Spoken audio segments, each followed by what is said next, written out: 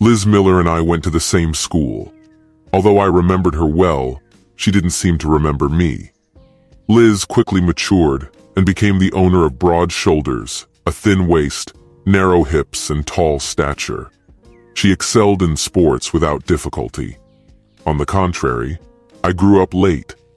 Having graduated from school at the age of 18 with a petite figure, thin legs, Liz was very proud of her appearance and always tried to look her best. On the contrary, I went to school every day in jeans and a loose t-shirt. When the school year began, all eyes were on Elizabeth, looking forward to seeing her outfit, which was bound to set the fashion trend of the year. Meanwhile, I merged into the background, remaining unnoticed by my peers. Elizabeth was an excellent tennis player. Having started practicing from an early age, her height and physique gave her an advantage over younger girls due to additional strength and endurance. Unlike her, I was always the last to be selected for teams in physical education classes, but I compensated for my shortcomings with hard work and dedication. Although team sports may not have been my strong suit, I found solace in long-distance running, an individual sport where I could shine on my own terms. I decided to focus on my passion for technology. I found that I succeeded in this area, despite the fact that it did not involve physical contact. While Elizabeth was busy hanging out with popular guys, rich people, star athletes, and fraternity members, my school schedule remained relatively empty. I spent my time tinkering with electronic gadgets and computers in the garage, honing my skills and expanding my knowledge. Although Elizabeth bought a new car every fall to go to school, I was content to pursue my interests and develop a passion for technology. For all 4 years of school, I relied on the bicycle as my main mode of transportation. Despite the fact that we were in the same class and sat next to each other because of our last names, Elizabeth was often engrossed in conversations with boys and spoke to me only once in 4 years. It happened during a test, when she handed me a paper and just said, "Here." Her father was the owner of Miller Manufacturing, a local company known for its long history of profitability. Initially, the business was started by her grandfather, and now it is successfully managed by her father. 160 people worked in the city. Among them was my father, who, after returning from the army, worked at the factory as a machinist. After graduation, I decided to continue my education to become a technology engineer, and Elizabeth received a full scholarship to a prestigious school due to her outstanding talent in tennis, which often attracted the attention of our local newspaper. It was during my first 2 years of college that I experienced a significant growth spurt and gained muscle mass through intensive running. As my testosterone levels increased, so did my physique.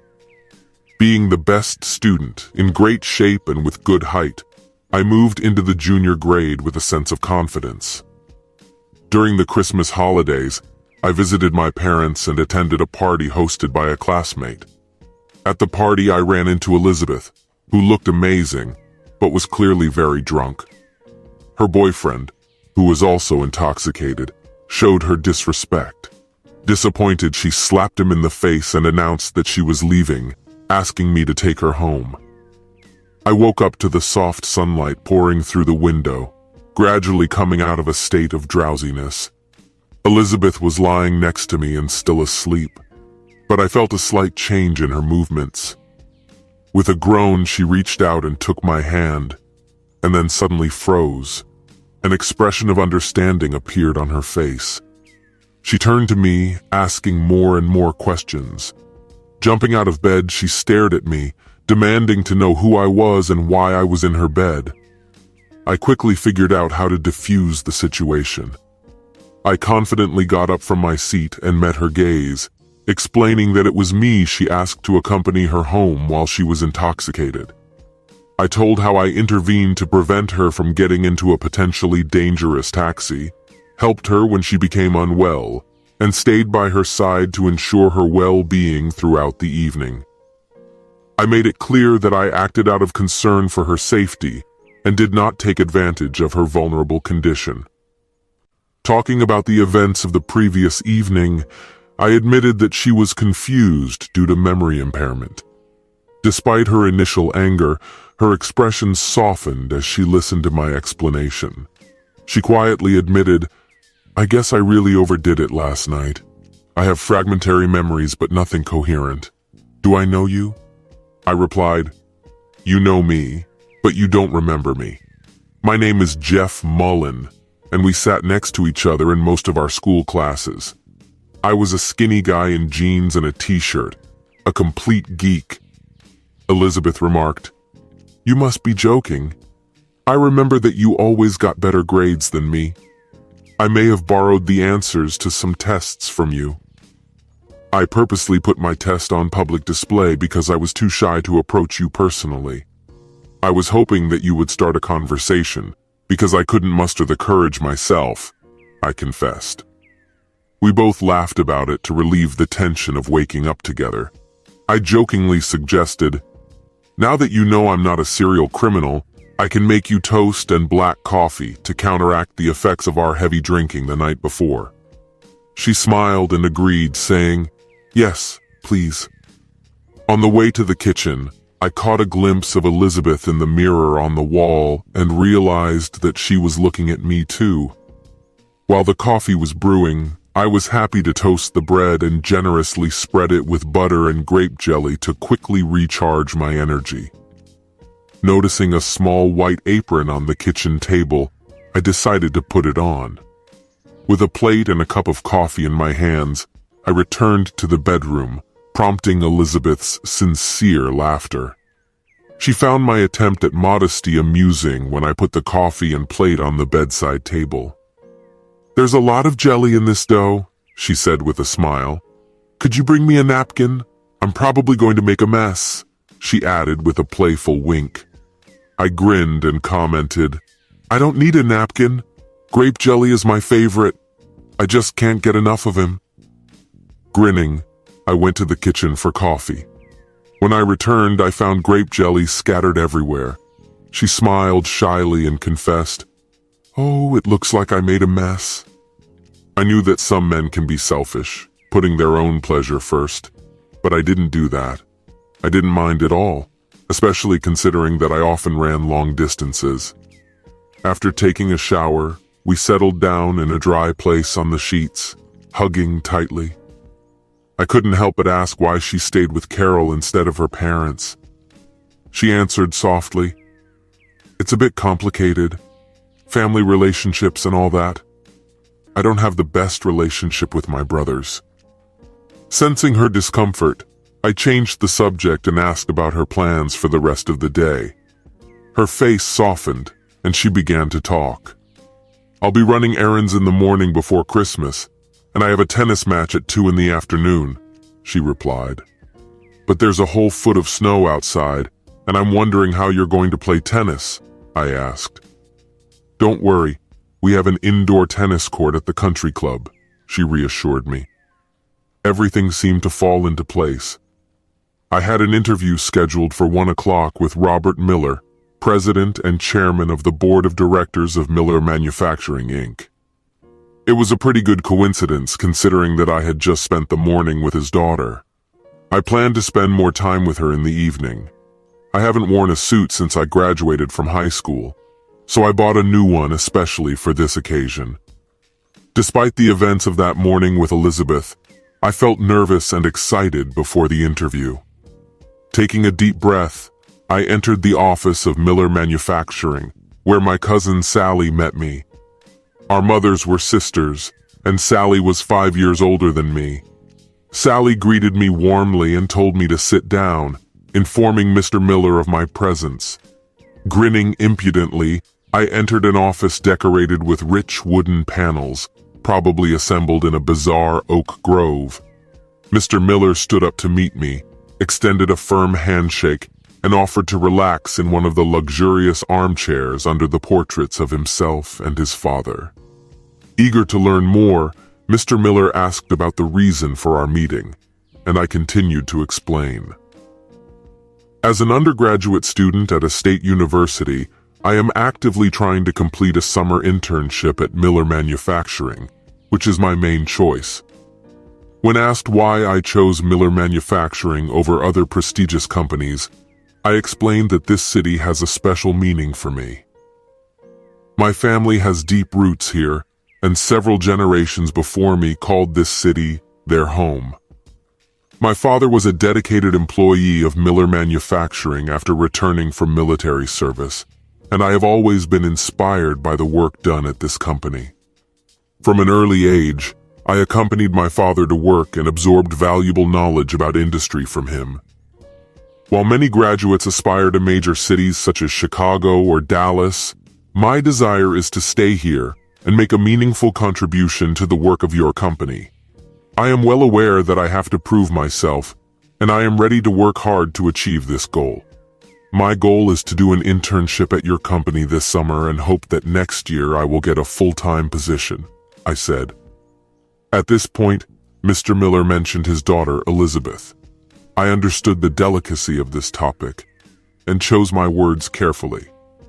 Swallowing nervously, I replied, "I knew your daughter in high school, but our social circles didn't overlap." Mr. Miller seemed to be recalling various young people who had frequented his house over the years. "What can you offer me this summer, Jeff?" he asked. I answered confidently, "Sir, I'm more than ready to start from scratch, doing tasks like sweeping floors and cleaning garbage." I went on to mention that I studied his company's business that summer in an industrial efficiency class. This seemed to intrigue him, and he leaned over to me and asked me to tell him more. I told him that at Miller Manufacturing, production stops every day at 4 o'clock in the afternoon to service the machines, clean the floors, and replenish supplies. Currently, our best workers are responsible for cleaning, which costs $1.12 per hour instead of the usual $1.50 per hour. I suggest that the machinists finish work at 5 o'clock in the evening and leave, giving less paid employees such as cleaners and summer interns the opportunity to finish their work. It is important that the working hours of low-paid workers do not exceed 40 hours a week, even if they continue to work after 5 in the evening, I said. "Jeff, could you share your analysis with me?" Mr. Miller asked. "Of course, sir," I replied happily. "How much will your job cost this summer, Jeff?" he asked. "My idea, Mr. Miller, is that you set a starting price, starting with the minimum wage in the state, and let me work for any increase," I replied. "You have convinced me that we can benefit from new points of view. Let's arrange for you to join us as the first summer intern next June. Should I send the official agreement?" Mr. Miller asked. "No need, sir," I replied. "A simple handshake is enough." And with that I left his office, giving Sally a sly wink on the way. Overwhelmed with euphoria, I headed to the country club to watch Elizabeth's tennis lesson, inspired by my recent achievements. When I entered, the echoes of a heated match were echoing through the hall. Finding a quiet corner, I watched in awe as Elizabeth demonstrated her strength, agility, composure, and unwavering determination on the court. I couldn't help but be proud that we had become close. After finishing her set and taking a break, she noticed me. To my surprise, she not only recognized me in my formal attire, but also invited me to join her. Elizabeth kindly kissed me and expressed her gratitude for my interest in her tennis. She noted that she has had to put in a lot of effort lately. "Can I buy you dinner to replenish your strength?" I suggested. "Of course, Jeff," she replied. "Pick me up at the apartment at 6:30, okay?" "I'll be there," I said with a smile. We decided to go to Leonie's and order pizza and beer, using this time to learn more about each other. It was easy to talk to Elizabeth, especially when she was discussing her passion for tennis. She was very talkative and shared some fascinating stories. It was obvious that tennis was her true love. She dreams of making a career, starting as a professional player and eventually becoming a coach. She was genuinely touched that I took the time to watch her practice.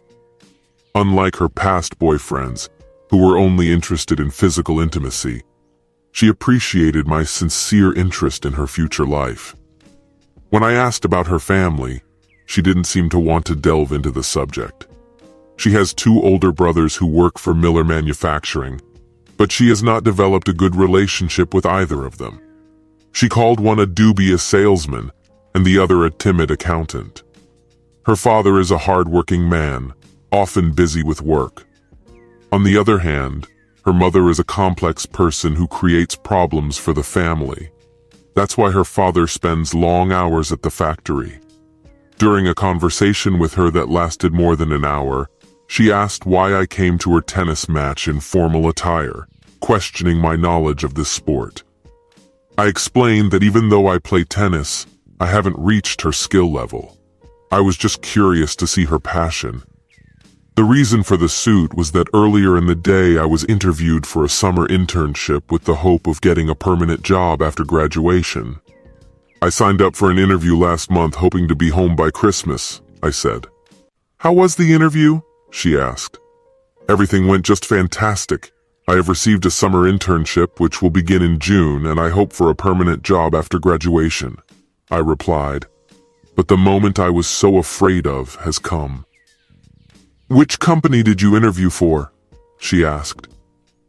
After hesitating, I admitted that I had met with the president of Miller Manufacturing. What? She exclaimed. What did you do? Have you met my father? Before I could offer an explanation, she started throwing accusations at me.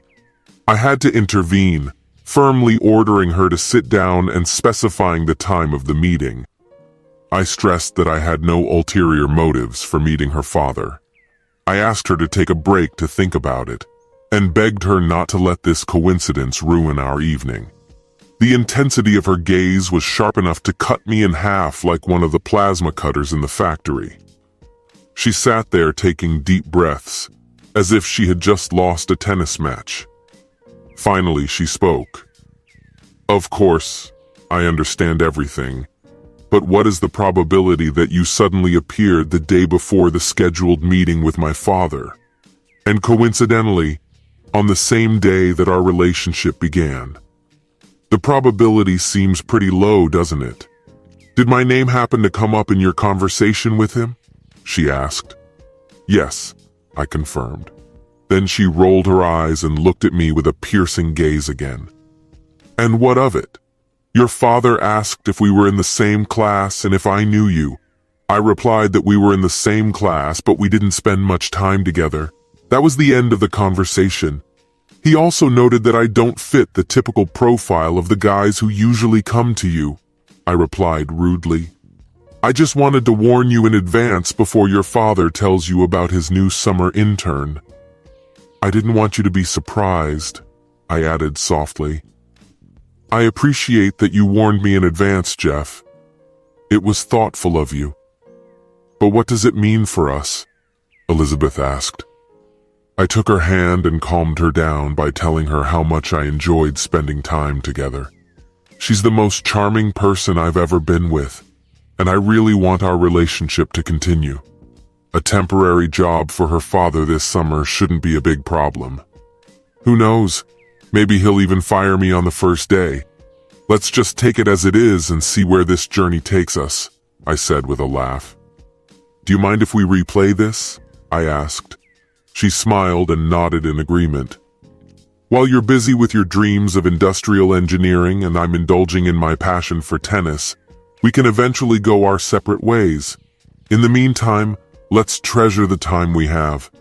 By the way, can we go back to the apartment? She asked. Unfortunately, all good things come to an end. Elizabeth had tears in her eyes when we both had to go back to university. Despite the distance, we stayed in touch, calling each other daily by phone and corresponding by email. We even exchanged Valentine's Day cards filled with declarations of love. I started my summer internship at Miller Manufacturing on the 1st of June, becoming the first summer intern in the company's history. I liked the work, especially the study of the manufacturing process of parts and the engineering thought underlying each product. The factory staff were hospitable and treated me well, acknowledging my interest in their work. It didn't hurt that my father was a department head at the company. Mr. Miller even agreed with my suggestion to entrust the cleaning of the workshop at the end of the working day to lower-level workers instead of the main workers. While sweeping the floor before closing, I heard a woman exclaim, "Cleaner! My boyfriend is a cleaner!" I was stunned when the beautiful Elizabeth appeared in front of me in a bright sundress. She refused my hugs, saying she doesn't hug dirty cleaners, but maybe she needs a clean young intern who will invite her to dinner. I assured her that a suitable intern would meet her at her chosen time and place. "At 6 o'clock in the evening at my parents' house," she said. "Let's see if you can navigate the elite part of the city. If not, then I will leave at 6 o'clock at 5 in the evening," she said. I promised to do my best. She spun so fast that her dress was pulled up, exposing tanned legs in good shape. The guys in the store giggled at the sight. I knew I'd never forget it. Arriving at the Miller house at 5:45 in the evening, I was determined not to be late for my meeting with Elizabeth. She noticed my appearance, but did not open the door. Great, I thought.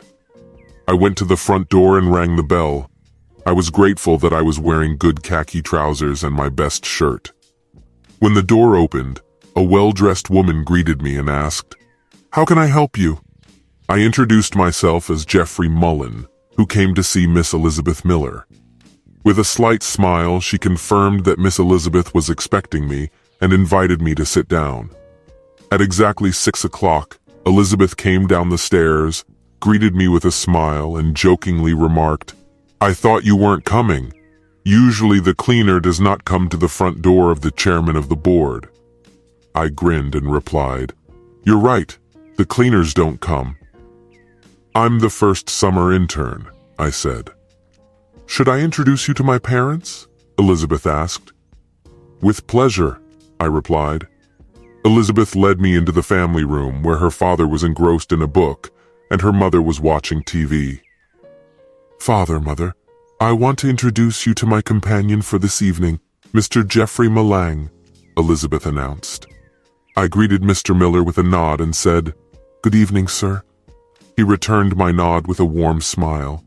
Turning to her mother, I held out my hand and said, "It's very nice to meet you, Mrs. Miller." She giggled. "Is that your janitor friend?" She continued, "Of course you can find someone with higher scores." Elizabeth quickly defended me, saying, "Mom, I think Jeffrey has high scores." Then she turned to me and whispered, "You don't have to wait for me tonight." I felt myself starting to tremble, wondering why she was putting me in such an awkward position. Elizabeth gently took my hand and called out, "Come on, Jeffrey, it's been a while since we've seen each other." I turned to the surprised couple and spoke. "It was nice to meet you, Mrs. Miller. Good night, sir." Mrs. Miller made a disapproving sound, and Mr. Miller giggled and mentioned our morning meeting at 7:30 in the morning. I nodded and said, "Yes, sir." Elizabeth burst into fits of laughter as we walked to the car. I was stunned, not knowing whether to be upset, embarrassed, or join in the joke. "What was that?" I asked her, perplexed. "Why did you put me in this situation? Why did you do this to them? I just don't understand why all this was done." When Elizabeth giggled, she explained, "It was a way to show Mom why we're a great couple. Your sharp humor and ability to handle any situation. Like today when you bumped into my mom. You kept your composure and handled the situation flawlessly. Your reaction from Marjorie's appearance to Mom's was excellent. I'm happy you were impressed, Elizabeth. I cherish our moments together, regardless of whether they are intimate or not. But I'm a little worried about tomorrow's work," I said. "How will your father react to your insolent behavior? My career is important to me, as is your tennis to you. Could you take into account my emotions and goals? Your priorities are important to me. Can I count on the same attention from you?" I was outraged by her behavior. Elizabeth replied, I'm used to getting what I want, Jeff, but I'll try to consider your feelings before acting on impulse. Changing the subject, I asked, I haven't heard from you for a long time. What have you been doing today? Does this satisfy your curiosity? She teased playfully. I've really felt your absence in recent months, Elizabeth, I confessed. I'm glad to hear that, Elizabeth replied, feeling appreciated. When we settled into our seats at the best steakhouse in the city, I raised a glass to drink to Elizabeth, making the city even more beautiful. After taking a sip of red wine, I asked, How long will you be in town, and why didn't you tell me you were coming? Elizabeth explained, It was a last-minute trip. My father needed me to sign some important corporate papers because I'm on the board of directors of Miller Manufacturing. Just a friendly reminder when we chat tonight that I'm also your boss at Miller Manufacturing. I wouldn't want to leave a negative review about you if you don't make an impression, Elizabeth added, laughing. Trying to look surprised, I replied, Really? I had no idea. Elizabeth gave me a knowing smile and replied, Come on, you knew that. I raised my glass, took a sip and smiled back.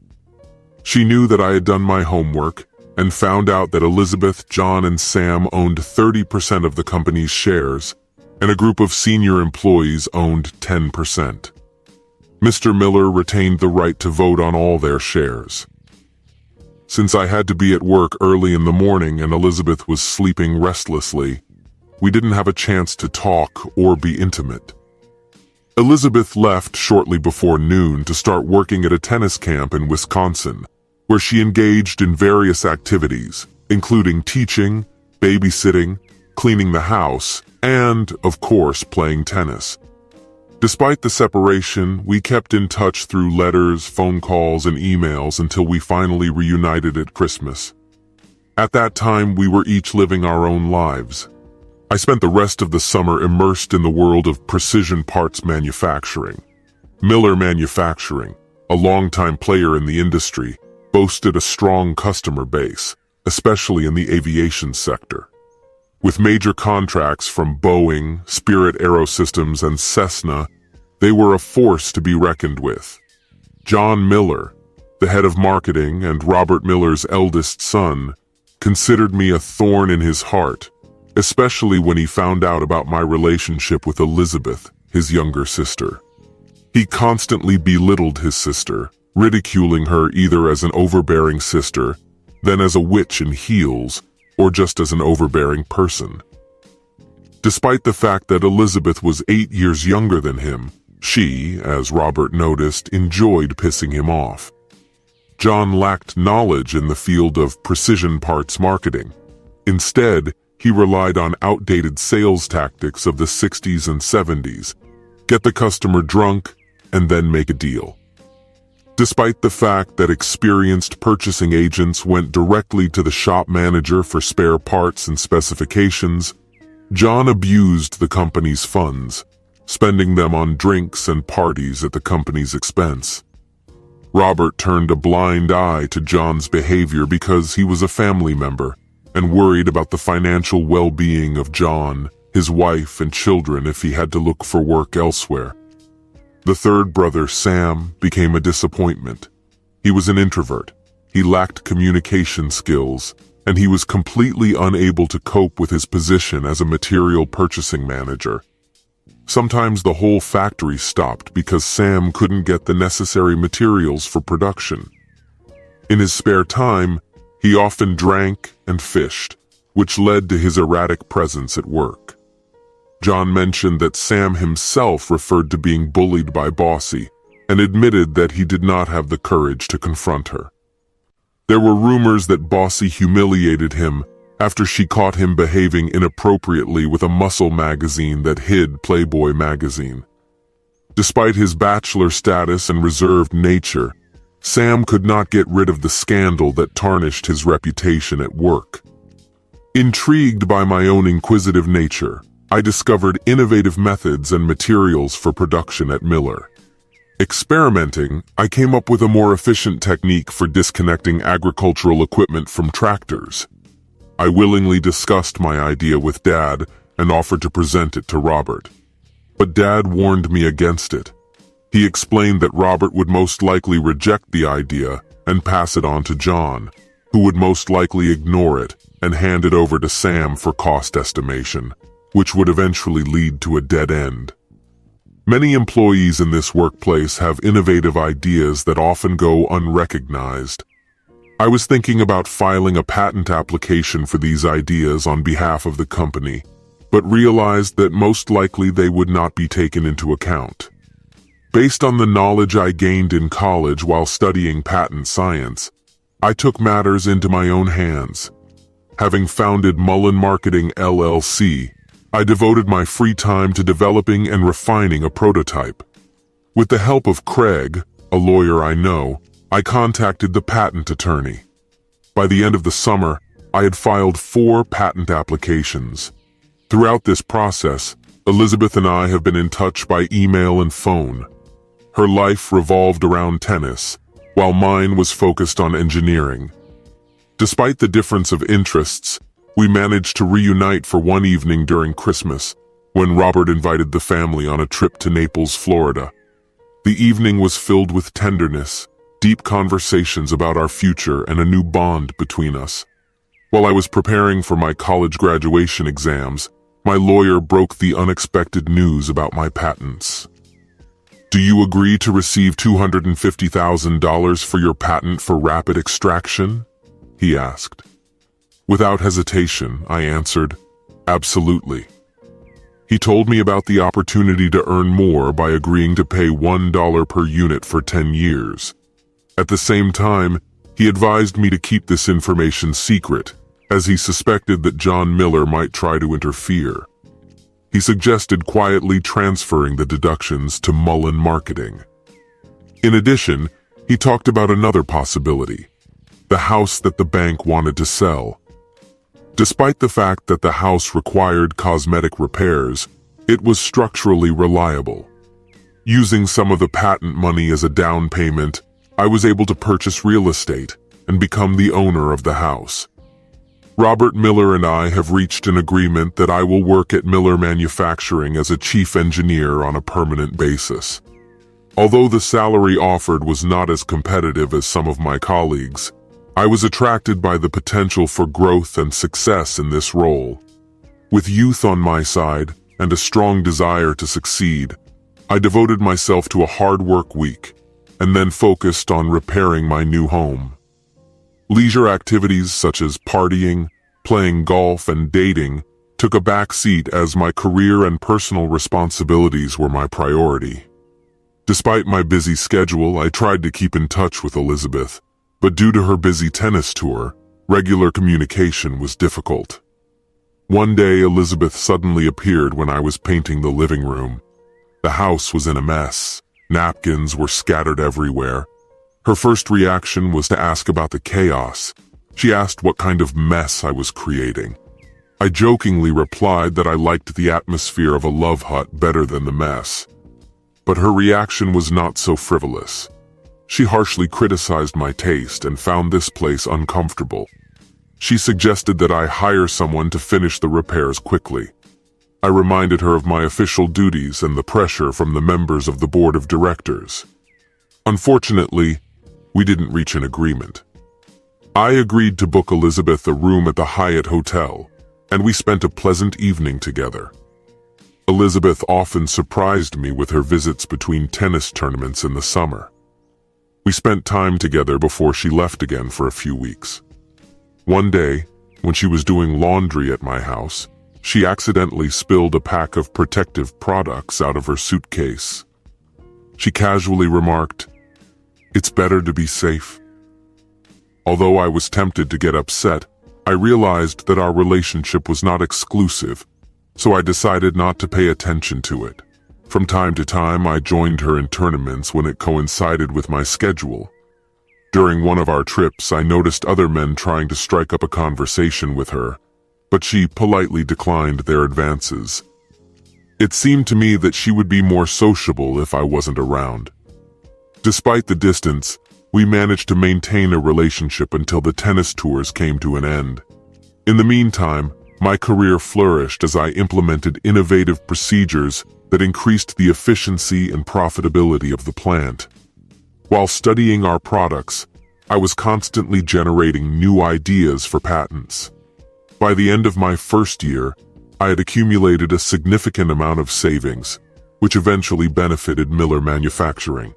I paid for the work of our employees at the standard rate, and fully paid for all materials and accessories used.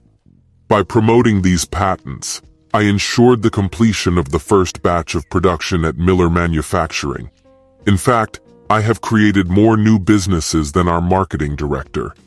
When Elizabeth came to visit, there was order and organization in my house, despite the fact that she was stressed because of her trip. In the end, she decided to abandon her father's medical plan, preferring to rest more without sacrificing her winnings. She was hesitant to stay with her parents, so I offered her a solution. I proposed the idea of marriage, emphasizing the benefits of health insurance, a calm environment, and communication with a person who genuinely cares about her. To my surprise, she agreed. But what should have been a simple wedding planning process turned into a chaotic ordeal. Elizabeth and her mother were fighting over the wedding vision. Her mother imagined a lavish celebration in high society, while Elizabeth preferred a more relaxed event with tennis players and nursing friends. The tension between them escalated during one of the meetings, which led to an acute quarrel. Ignoring my mother's advice, Mrs. Miller continued to call me the cleaning boy. In the end, we escaped to Las Vegas, and despite the chaos, we were thrilled. For several years, life was wonderful. Elizabeth traveled, playing tennis. Despite her modest earnings, she received substantial dividends from her shares in Miller Manufacturing. When I jokingly asked for a portion of the dividends, she jokingly threatened to return me as a cleaner. A few months later, she called me in a rage, crying and shouting something inarticulate. After I asked if I should come, she gave the go-ahead. I quickly booked a ticket and arrived at her room in the evening. I found her with her right leg pulled up and an ice pack, which indicated that she might have injured her ankle. We decided that it was better to return home and get medical help than to seek treatment on the road. Our doctor suggested that the ligament on the ankle may be stretched, not torn, but an MRI scan is needed to confirm. During the preparation for the MRI, the nurse asked if she could be pregnant. "I'm currently using contraceptives," Elizabeth told a nurse who insisted that women her age take a pregnancy test before an MRI scan. When Elizabeth came out of the bathroom, she looked visibly shaken. "This can't be happening. I'm pregnant. This can't be happening. I take birth control pills and we always protect ourselves," she muttered, and fell silent. I couldn't help but wonder what she meant by saying we and protect ourselves when she wasn't in a relationship with me. I needed to approach this delicately. Despite the fact that the nurse conducted another pregnancy test, the result did not change. Elizabeth was heartbroken. "Please, not now, not with me," she cried.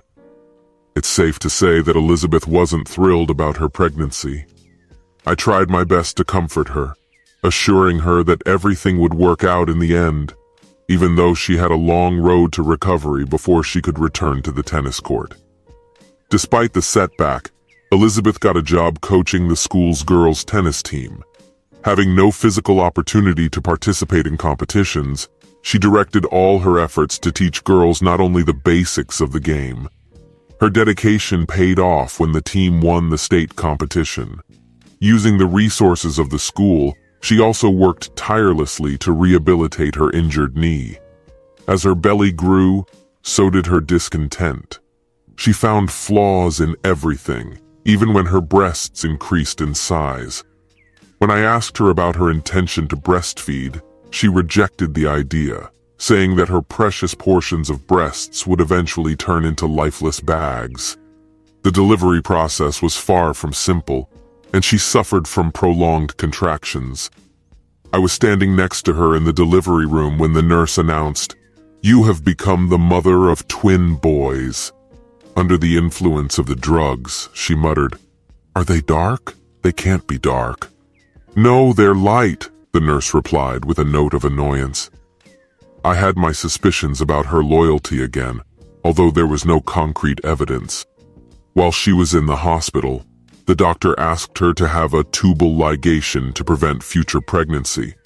I suggested a vasectomy instead, but she was adamant in her desire to bandage the tubes.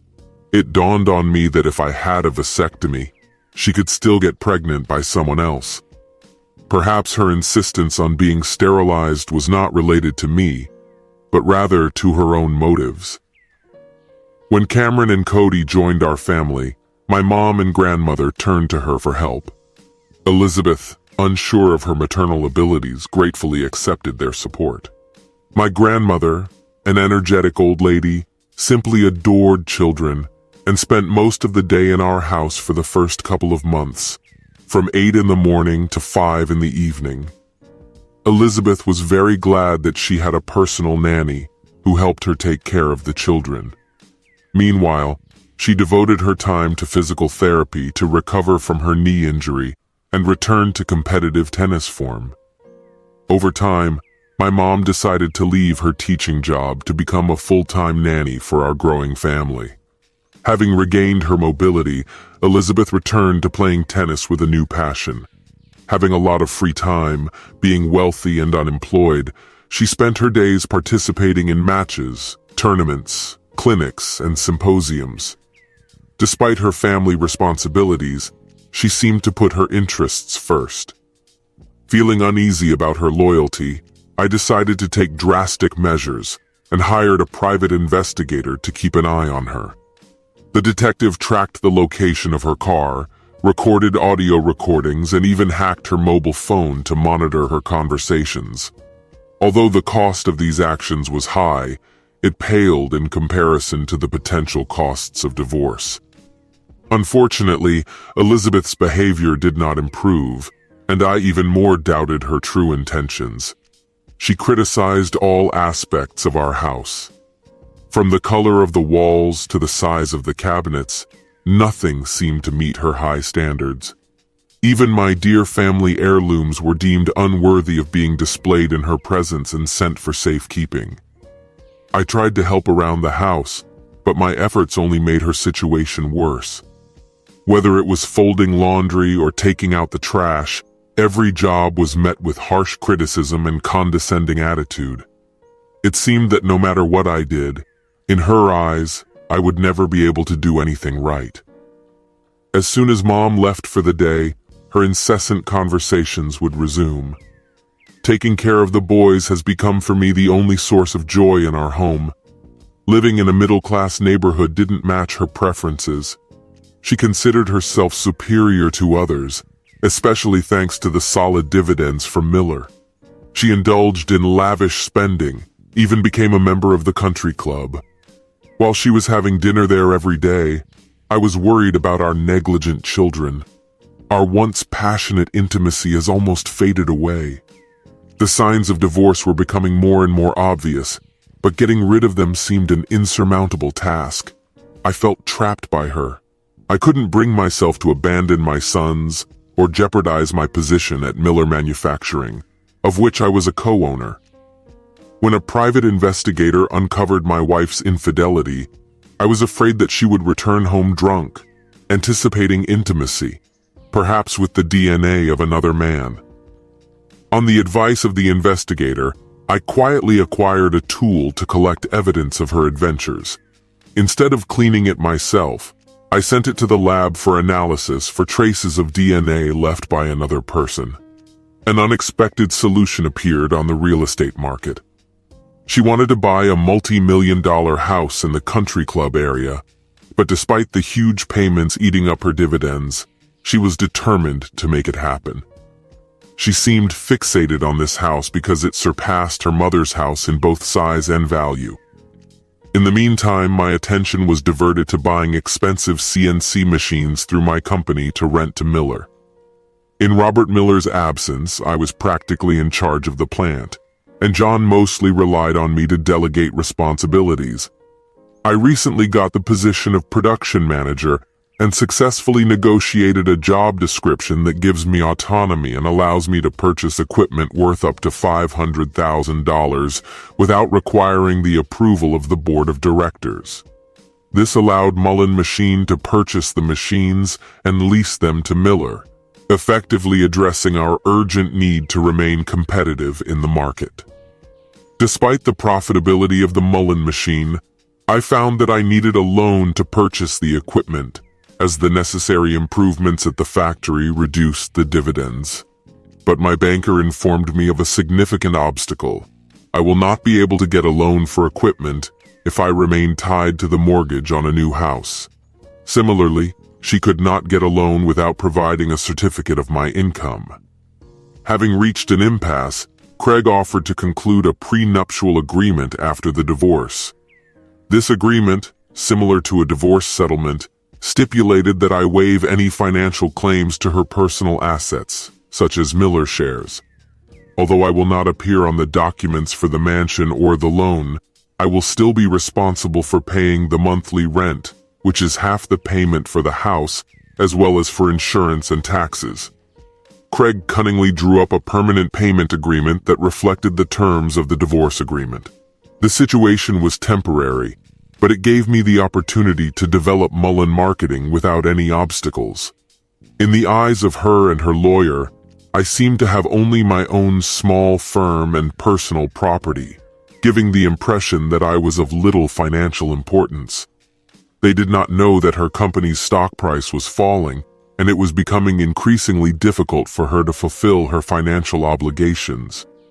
Unknowingly, she has driven herself into a difficult financial situation, not paying attention to the fact that her assets are decreasing. During the divorce negotiations, I couldn't help but notice the close relationship between my wife and her lawyer, which made me wonder if there wasn't something more between them than just a professional connection. She seemed to do everything by herself, convinced that everything was under control and she didn't need advice. After the division of the property was completed, my attention turned to John Miller's financial situation.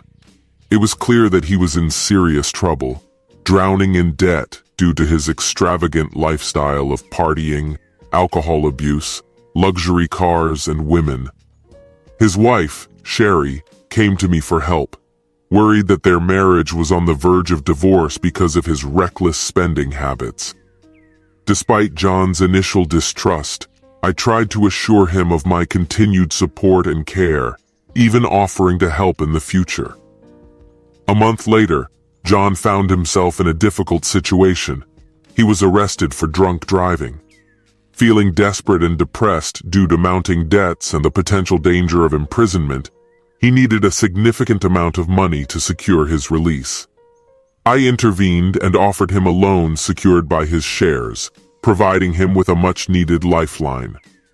In exchange for the loan, John gave me all his shares and voting rights with the option to buy them back within a year at the same price and without any interest. He was overwhelmed with gratitude, but his passion for professional gambling meant that he would not be able to buy back his shares in time. The bank used my Miller Manufacturing shares as collateral for the loan. Craig drew up the agreement and praised me for getting control of John's shares. With a 40% stake, including employee shares, I was on the verge of getting a majority. Sam Miller started delegating more and more procurement tasks to me. Sensing his concern, I asked what was bothering him. Sam opened up to me and admitted that it was difficult for him to cope with the exorbitant pressure he was under. He admitted that he had reached the limit in taking antidepressants and was afraid that it would affect his health. Grateful for the support I had given his brother, Sam confessed his difficulties to me. I assured him that I would do my best to help him. Curious about his plans for the future, I asked about his long-term goals. Sam said he just wanted to live quietly in his secluded home, enjoying his favorite activities, fishing and hunting, without experiencing stress, expectations, or drama.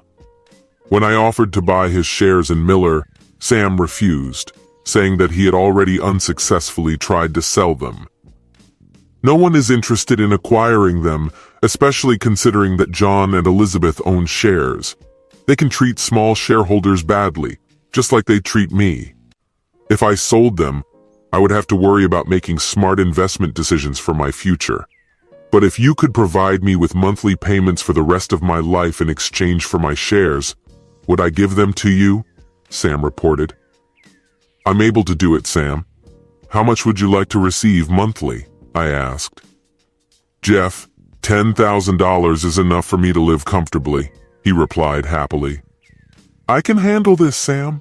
Let me do the paperwork, and you organize your office and quit, I said. Thanks, Jeff. Sam shook my hand with a smile. I appreciate your friendship and help, Sam added.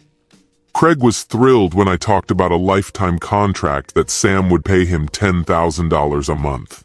He practically screamed, noting that it would take Sam almost 50 years to get the full value of the shares. In addition, he mentioned that Sam's health leaves much to be desired and, most likely, he will not live another 10 years. I agreed with Craig, but noted that in this scenario, Sam would enjoy these 10 years. Craig congratulated me on being in full control of Miller Manufacturing now. I thanked him for his invaluable legal skills in drafting these agreements. Elizabeth has no power over me or the boys anymore. It's time to take matters into your own hands and turn the situation around. Elizabeth never approved of my first house in town, even after all the work I put into repairing it. Elizabeth was in New York at the beginning of September for the U.S. Open Tennis Championship.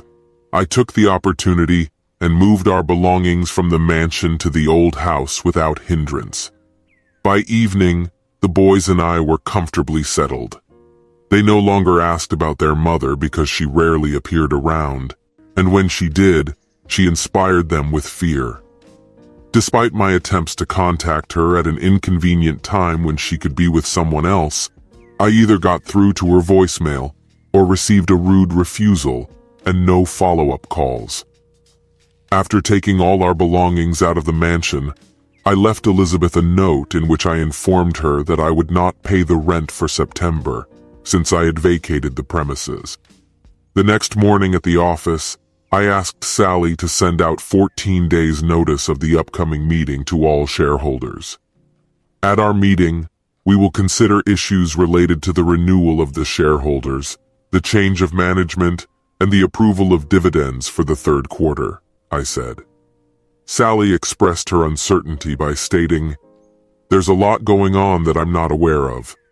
Could you inform me if anyone is interested?" I have some interesting news, Sally. I bought all the shares in John and Sam's Miller Company, gaining control of 70% of the votes. Elizabeth now owns only 30%, which makes her insignificant in decision-making, I replied.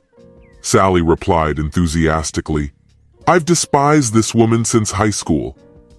After returning from New York, Elizabeth was furious when she read my note about leaving her house. She immediately called me, shouting that she needed to pay for the house and threatening to increase her dividends if I didn't pay. She warned me that she would not allow my salary to be reduced, stressing that I had contacted the owner of the company. It was obvious that she had not discussed the transfer of shares with her brothers and had not read the notice of the upcoming shareholders' meeting. When the meeting started, it turned out that I was the sole owner of 70% of the shares. My father, to whom I transferred 10%, was joined by Craig, the new corporate lawyer, and Sally, the longtime secretary of the board of directors. Unfortunately, Elizabeth's 30% share was not represented at the meeting. The first step was to approve the transfer of shares from John and Sam Miller to me. Then I was promoted to president and chairman of the board of directors. Finally, we collectively decided not to distribute dividends due to lower profits and increased purchases of equipment. All proposals were adopted unanimously, and the meeting was successfully concluded. After my father left, the meeting came to an end. Elizabeth stormed into the office with her lawyer and yelled at the top of her lungs, "Get out of my dad's chair, asshole! You're fired! Get out!" The lawyer, who was not without pleasure investigating rumors of a change of ownership, called her to inform her about the situation. It was then that she finally noticed the notice of the shareholders' meeting. Unfortunately for her, the meeting had already taken place, and decisions were being made without her participation. Flaming with anger, Elizabeth demanded to know the whereabouts of her brothers, insisting that their power of attorney was needed. I calmly replied, "I don't need their power of attorney. I bought their shares and now I own the right to vote." The ensuing altercation was not unexpected. I gave her notarized copies of the documents on the transfer of shares, which were unanimously approved by the majority of shareholders at the meeting. Her lawyer grabbed the papers, sighed, and threatened to tear me apart in court, but we both knew it was just a bluff. My efficient corporate secretary prepared the minutes of the meeting, and I was pleased to present them to Elizabeth. I noted that I approved the transfer of shares, consolidating my position as president and chairman of the board of directors. I gestured at the wall behind her, demonstrating my authority. When she looked at the portraits of the chairman of the board of directors, her grandfather, her father, and now me, the harsh reality of her situation hit her like a brick. Payments for the mansion, car bills, country club dues, and even groceries were beyond her means. She has never postponed dividends, relying solely on her shares as savings. But having no dividends, no one wanted to buy her shares. "Jeff, I'll order your favorite steak, which will be brought from the country club. Will you join me? Let's talk and figure it out. I hope we can avoid a divorce, especially since we need to think about the children," she said, her voice full of concern. "That sounds good. Let's do it at 6:30 in the evening," I quickly replied.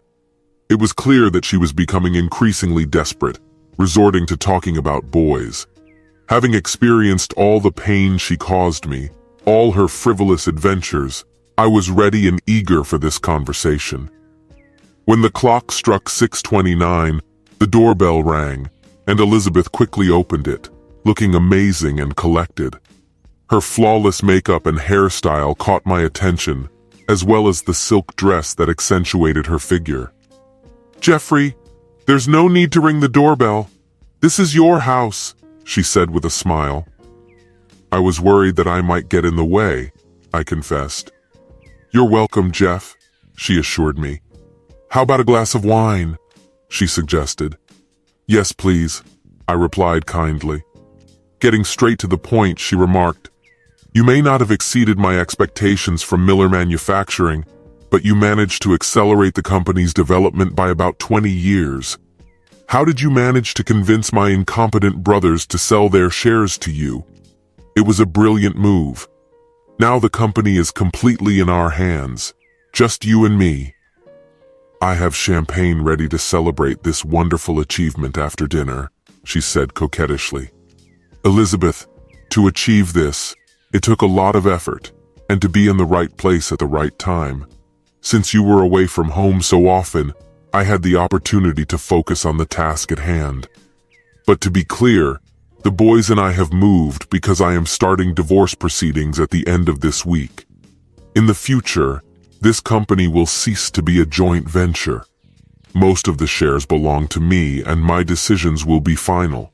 If you want, you can keep your shares and your seat on the board of directors," I said calmly. "However, we won't be able to pay dividends for at least a year. I'm very sorry," I explained to Elizabeth. "You can't do that, Jeff. This is my only source of income. How will I survive?" she protested. "How could you do this to me, your loving wife?" "My dear, you may have been loving but not towards me. I've noticed that you spend a lot of time with other men," I said. "But I remain faithful to you," Elizabeth insisted. "Just ask anyone in town." "Elizabeth, a private investigator has been following you at all tennis events over the past year. It looks like you have your own fans," I said. I pointed out that there are many photos and videos in his folder that refute her claims. Her face paled, and she realized that she needed to come up with a new strategy. "If you divorce me, Jeff, you'll have to pay child support," she insisted. "Staying married to me would be more beneficial for you." I smiled with satisfaction and reminded her of our prenuptial agreement. Her lawyer made sure that in the event of a divorce, I would not receive anything from her estate. She was protecting herself from me, but now that shield was protecting me too. "Alimony will not be awarded because your shares in Miller Manufacturing are valued at $6 million. She grinned, thinking she had come up with a clever scheme. "Fine, just give me that $6 million and I'll leave you alone," she replied with a smirk. "I'm sorry, dear, but I don't need your shares to succeed. My shares outperform yours. Your shares are practically worthless right now. You won't get any dividends either. If I need money, I'll just give myself a big bonus. Employees will receive generous bonuses before you see a penny," I said with a laugh. "I have big plans to turn this place into a modern production center with profit. And to make it easier for you, I'm ready to buy your shares for $100,000, which is about the same as the value of a minority stake in this company. And you won't get alimony either, because our boys live with me. They're afraid of you. I keep track of how many nights you spend here. How can you be around our boys if you're out of town most of the year? In addition, a private investigator has collected evidence of your infidelity, including photographs and videos," I said. "I got DNA evidence from the things you brought home after your adventures. The collected samples show that they contain materials from 3 different men. Your actions pose a threat to the family because you can spread sexually transmitted infections. The private investigator has the names of the men you've dealt with, and he can bring them to court to testify to your promiscuity. This could lead to you losing custody of the boys. Do you really want all this information to be made public in court?" I asked threateningly. "I won't let you tarnish Miller's name. Why are you putting me through this, Jeff? I've loved you for many years. Why?" she asked with tears in her eyes. "After we tied the knot, you were with many other men. You've been missing for weeks without saying a word. Your selfishness has shown that the boys and I are insignificant to you. And now, you are of no value to us. Goodbye, Elizabeth," I said. When I walked out the door, a weight was lifted from my shoulders, and I felt relieved and satisfied as a father. Elizabeth was having a hard time coping with the next mortgage payment or paying the bills for her Mercedes. Trying to sell the house, she faced the problem of quickly finding a buyer without drastically reducing the price, since she did not have much capital. Witnesses say she packed up and left town. I feel relieved that I no longer communicate with a woman who is in danger of losing ownership of her house and car. Instead, I am focused on running a successful company with a capital of $20 million, which ensures that I will never have to deal with it again. My private investigator gathered information about Elizabeth's activities and found out that she is currently playing tennis in Las Vegas without clothes. She and other women participate in matches with paying customers, with Elizabeth being the star of a live show that has become a popular attraction in Vegas. After completing her tennis career, she will probably dance in a club or work in a Las Vegas brothel. My name is William Kennedy, and my wife is Victoria.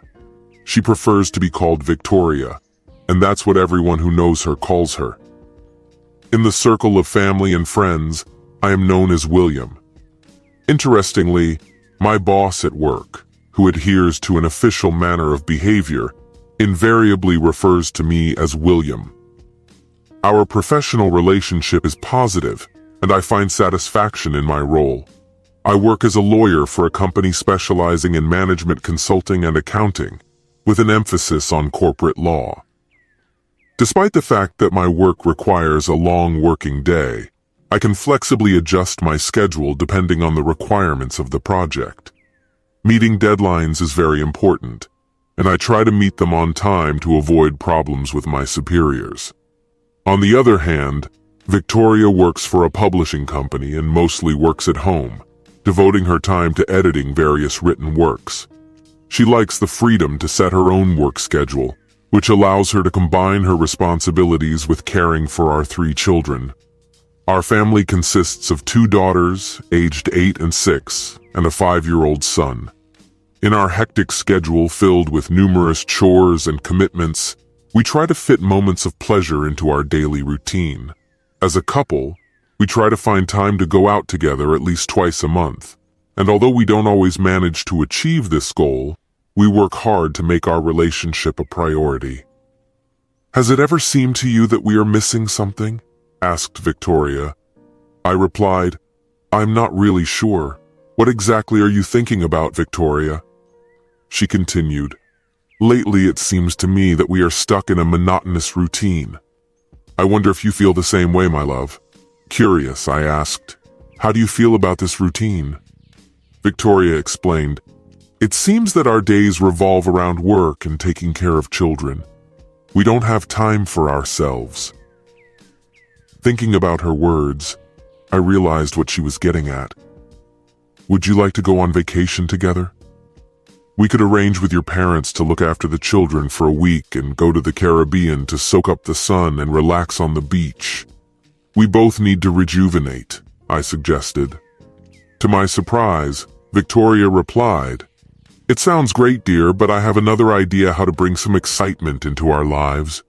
Intrigued, I asked, "What do you mean, my love?" After some hesitation, Victoria said, "You know, we can discuss the idea of pretending to enter into relationships with other people and experience intimacy with them. What if we really try to do it?" My heart started pounding at the unexpected offer, which made me ask, "What exactly are you offering?" Victoria encouraged me to think about her idea. "Before you give up on this idea, listen to me. What if we consider the concept of an open marriage? We could approach this with caution, check how well it suits us before making important decisions," Victoria suggested. Shocked, I confessed, "It's quite unexpected. I do not know how to react." Victoria convinced me to think about this idea by suggesting, "Imagine the opportunity to communicate with those who are close to us, and from time to time enter into intimate relationships without any romantic obligations. Just imagine what new passion and excitement we could bring to our marriage and to each other." Realizing that I was holding my breath, I finally spoke. "What exactly are you suggesting, Victoria? Are you implying that you want to have an intimate relationship with another man?" I asked, wanting clarification. Smiling, she explained, "This will not be considered infidelity, my dear. It will be a casual arrangement, devoid of romance or a relationship similar to ours, only in isolation, maybe several times a month. What do you think about it?" Stunned by her suggestion, I repeated, "Let me confirm my understanding. Are you saying that you want to have intimate relationships with other men a couple of times a month? It doesn't have to be exactly twice a month. The frequency may vary by mutual agreement." I was completely stunned. It seemed to me that she hit me with a hammer. After a little thought, I asked for clarification. "So we're both going to participate in this?" Victoria confirmed, "Yes, absolutely. We're both going to be involved in this. Think of uncharted territory that we could explore to enhance each other's pleasure, to discover new aspects of our relationship that we haven't explored yet. Just imagine what kind of passion we can ignite," she clarified. Sighing, I asked, "But where would we even start? Have you already found someone if I agree?" "To be honest, Victoria, I don't like this idea right now," I said. "Take some time to think. We could potentially explore the possibility of an intimate relationship without any commitment. It could be arranged at a time that would not interfere with our daily routine or family responsibilities, so that we would continue to support each other as before. Our family life will not be disrupted, and there is a possibility that our personal well-being will even benefit from this. Together we could discover the growth of passion and a sense of intimacy, she explained. Despite all my doubts, an unpleasant feeling lurked in me. Victoria was known for planning everything carefully, and this situation was no exception. I guessed that Victoria had spent a lot of time trying to imagine this scenario, perhaps even identified a specific person with whom she could enter into an intimate relationship if I agreed. In an attempt to clarify, I repeated, "Just to confirm once again, you're suggesting that we both have the freedom to seek other partners outside of our marriage. You think that none of us will experience jealousy, disappointment, or emotional pain if one of us starts a relationship with another partner. Is that the point of your offer?" After considering her answer, Victoria confirmed, "Yes, it's actually an idea. What are your thoughts? Do you want to try it?" Her willingness encouraged me to delve deeper into the essence of the issue if I wanted to get to the truth.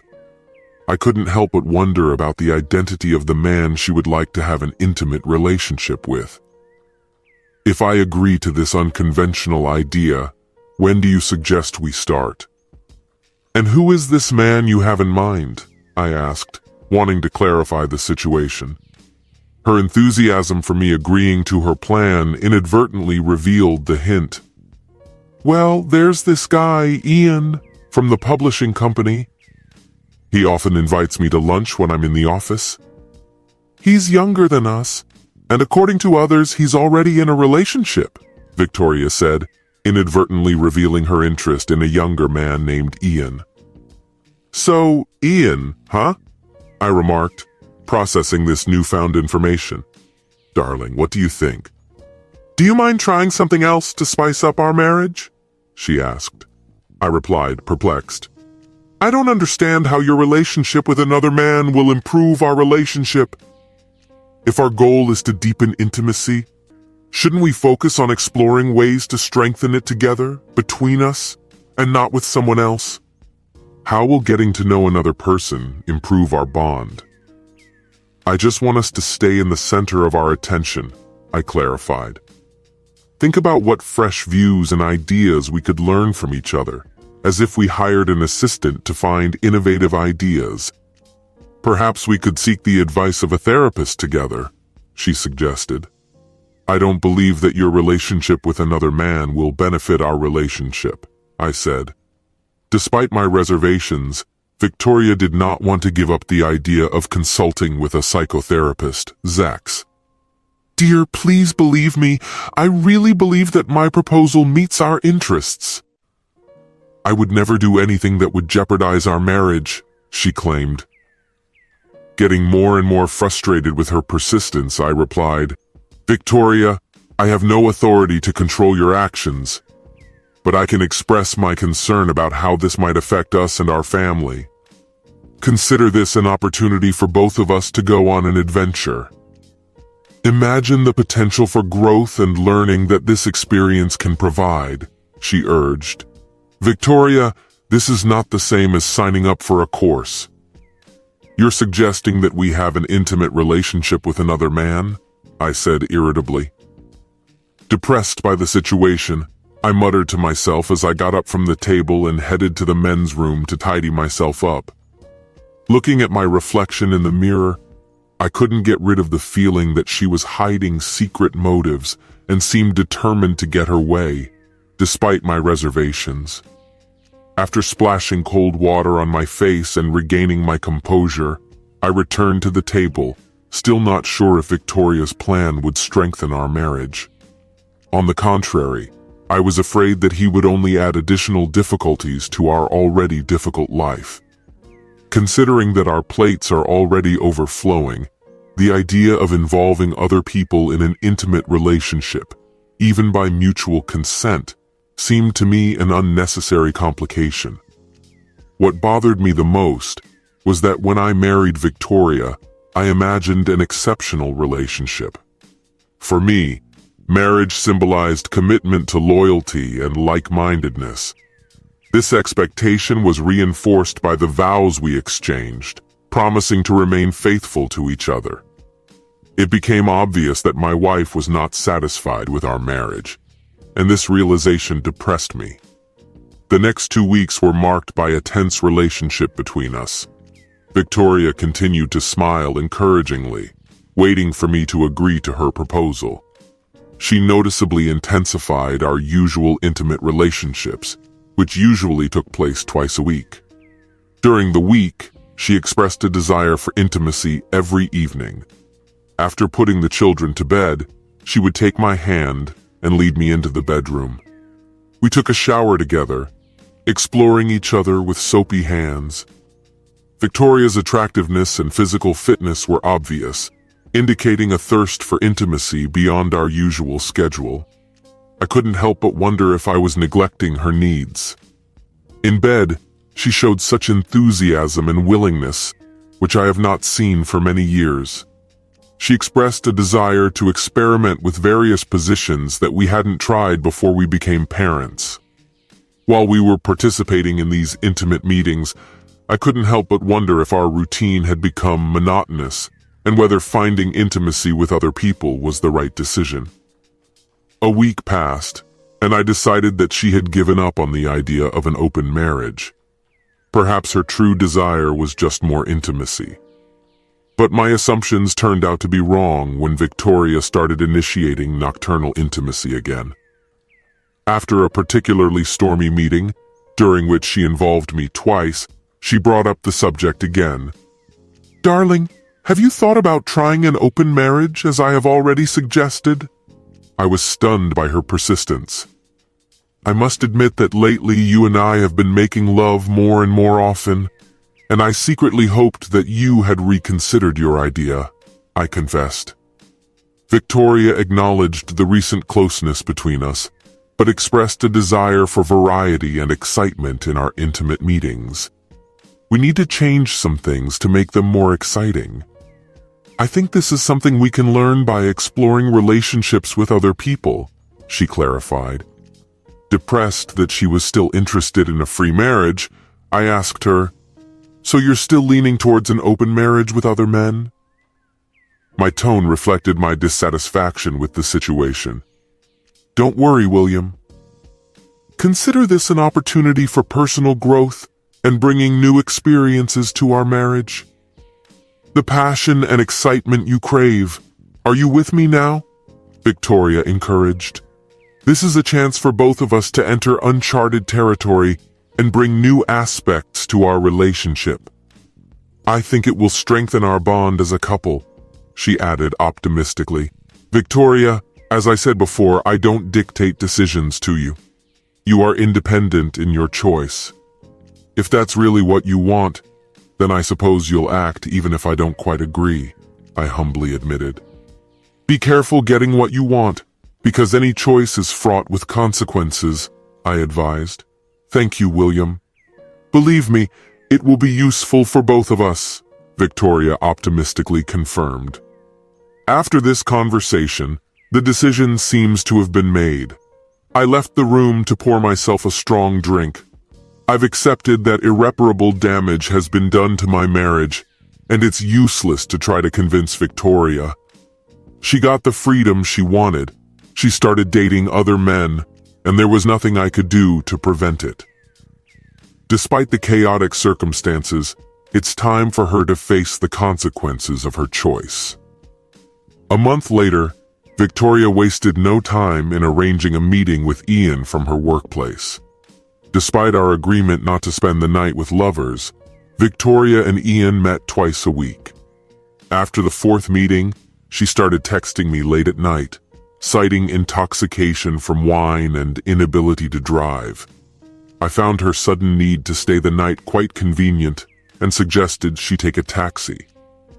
One Saturday evening, after putting the children to bed, we sat down at the table to discuss the events of the last month. "Victoria, we need to establish some ground rules regarding this open marriage. It is very important that we refrain from actions that are unpleasant to another person or to which he did not consent," I stressed. The conversation hung in the air, waiting for her answer. What kind of questions are you referring to exactly? She asked. To begin with, we had an agreement not to stay overnight.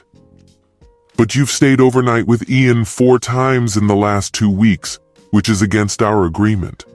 I prefer you to be at home at night. Your absence bothers me. It is very important that you inform me of your location, and this practice needs to change, I said. Maybe your dissatisfaction is caused by the fact that you are the only one coping with the children's morning routine? She asked. No, it's not just about the kids. This concerns your actions and our general agreement, I clarified. Okay, no more sleepovers. What's next? She asked. Maybe we should draw up a written agreement in which our obligations to each other, the children, and the whole family will be spelled out, I suggested. William, this seems to be too much. We are mature people who are able to handle this situation, Victoria replied. Despite this, I believe that clear communication is necessary for the success of this agreement. When you turn off your phone while being with someone else, it raises concerns about your safety. Your well-being is my priority, I said. The other issue is protection. Does your partner also take the necessary precautions? I asked. I use birth control, William, so there's no reason to worry about it, Victoria assured me. Victoria, I am concerned about the risk of sexually transmitted diseases. Did he show you the documents from the doctor confirming that he does not have sexually transmitted diseases? I asked. I didn't ask for proof, but I'm sure he's clean, Victoria replied. So he doesn't use protective equipment. Is he doing this to you? I asked. Victoria blushed at the question, but then admitted, yes, it is. Concerned, I stressed, if he had a sexually transmitted disease and he didn't tell you about it, there's a chance you'll pass it on to me if we get intimate again. Victoria, I've decided that we won't have intimacy. At least, not yet. Victoria paused, considering my words. When you decided to move away from a monogamous marriage, it entailed certain obligations. Would you like to end our intimate relationship? It was a difficult conversation, but it had to be started, regardless of whether it coincided with my mood. I am deeply attached to you. We live together, we have children, and we imagine how we will grow old and take care of each other. Your disregard for our well-being deeply bothers me, and I can't find the words, I said. Feeling the need to sort out the situation, I added, I want to talk to Ian. Victoria looked stunned by my request. What? Why do you want to talk to him? She asked. I consider it necessary to meet with him and talk, I clarified. I want to make sure that he puts your safety and well-being first, I explained. Actually, I wanted to find out if Victoria was honest with him about our arrangement. I doubted that she had made it clear to him that their relationship was purely physical and devoid of any romantic connection. Victoria's secretive behavior about her relationship bothered me. I was afraid that he might have expectations that she would not be able to meet, such as emotional attachment. The question remained, does she have feelings for him? Loving 2 people with the same intensity is a rare phenomenon. It just so happens that as feelings for one person grow, attachment to another often weakens. This natural development has been bothering me, especially since the day my wife proposed the idea of an open marriage, which meant the beginning of my loss. At first, I was not looking for a partner because my interest in him was absent. But getting to know a new side of my wife's character made me think that what is good for her should be good for me. It's been 6 months, and I admit it's been a long time since we started this new chapter. Victoria has a stable relationship with a new partner. First it was Ian, and now it's a man named Henry. About 5 months ago, I advocated meeting with him. Victoria's resistance only spurred my determination to start a conversation with him about the woman he was in love with. On the day I knew Victoria would be working from home, I decided to visit the publishing company's office in search of him. Upon arrival, The secretary took me to Ian's workplace, where I found him. I must admit, I was shocked that a young man was sitting in front of me. He looked to be about 20 years old, about the same height as me, with brown hair and a slim build. After introducing himself, Ian stood up to shake my hand, but immediately pulled away, realizing that I was Victoria's husband. Puzzled by his reaction, I started a conversation. "Hi, Ian. I am William Kennedy, husband of Victoria Kennedy. We need to talk. Let's find a quiet place to talk. There are important issues that need to be resolved," I said, inviting him to follow me. I don't know if he would agree, but I was surprised when he followed me, albeit with some nervousness. He seemed to perceive my presence as a confrontation. It was obvious that his perception of the relationship with his wife was very different from my own. We sat comfortably in the nearest coffee shop and ordered coffee with a croissant. I wanted to create a relaxed atmosphere so that Ian could communicate openly with me. "Ian, could you tell me a little bit about yourself?" I asked. Despite his initial nervousness, after a series of questions, I began to find out his point of view on the relationship with Victoria and his hopes for the future. Through persistent questioning, I gradually uncovered valuable information about the dynamics of their relationship. As it turned out, Victoria entered into an intimate relationship with Ian about a month before we decided to consider the possibility of an open marriage. Ian held the position of refusing to use protective equipment, claiming that he was not ill and was ready to be tested if necessary. He shared Victoria's concerns about the state of our marriage, pointing out the palpable lack of emotional support on my part and her thoughts about separation or divorce. In addition, he mentioned her claims that I allegedly recognize and accept her relationships with other men. Ian also asked if I disliked him. He asked if I was harboring any intentions of revenge. I assured him that this was not the case, which greatly eased his fears. Nevertheless, I strongly stressed the importance of using remedies with Victoria in the future, without the possibility of compromise. I made it clear that if this instruction is ignored, there will be consequences. "Does your partner know about your intimate relationship with Victoria?" I asked. "What kind of girl?" "Victoria is my partner," Ian replied. I retold Victoria's story, in which she mentioned that he has another girlfriend, and that being close to her complements his existing relationship. "A few months ago, I ended my previous relationship with my ex-girlfriend.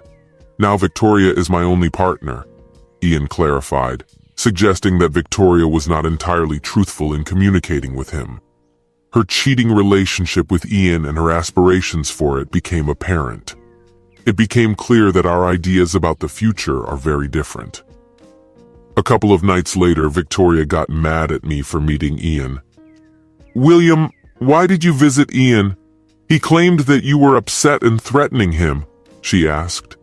Inwardly, I couldn't help but smile at this situation. "Did Ian tell you that I stressed the importance of using protective equipment if he wants to have an intimate relationship with you?" I asked.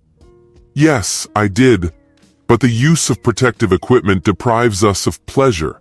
Why are you so insistent on this? For God's sake, we both don't have sexually transmitted diseases," Victoria replied, visibly agitated. By adopting a mature approach, I responded to her concerns. "Darling, my main concern is your safety. We have already agreed that both you and he will use protective equipment." "You agreed to this," I reminded her. Victoria muttered something under her breath and left, leaving us in silence for 2 days. When we finally spoke, she was full of anger again. "Are you satisfied now? Ian ended our relationship and I won't be seeing him anymore." "Was that your true wish when you went to meet him?" Victoria asked. "My dear wife, I really wanted to make sure of your well-being. I couldn't accept the idea that you were at risk of contracting a disease that could threaten your health or even your life." That was my priority.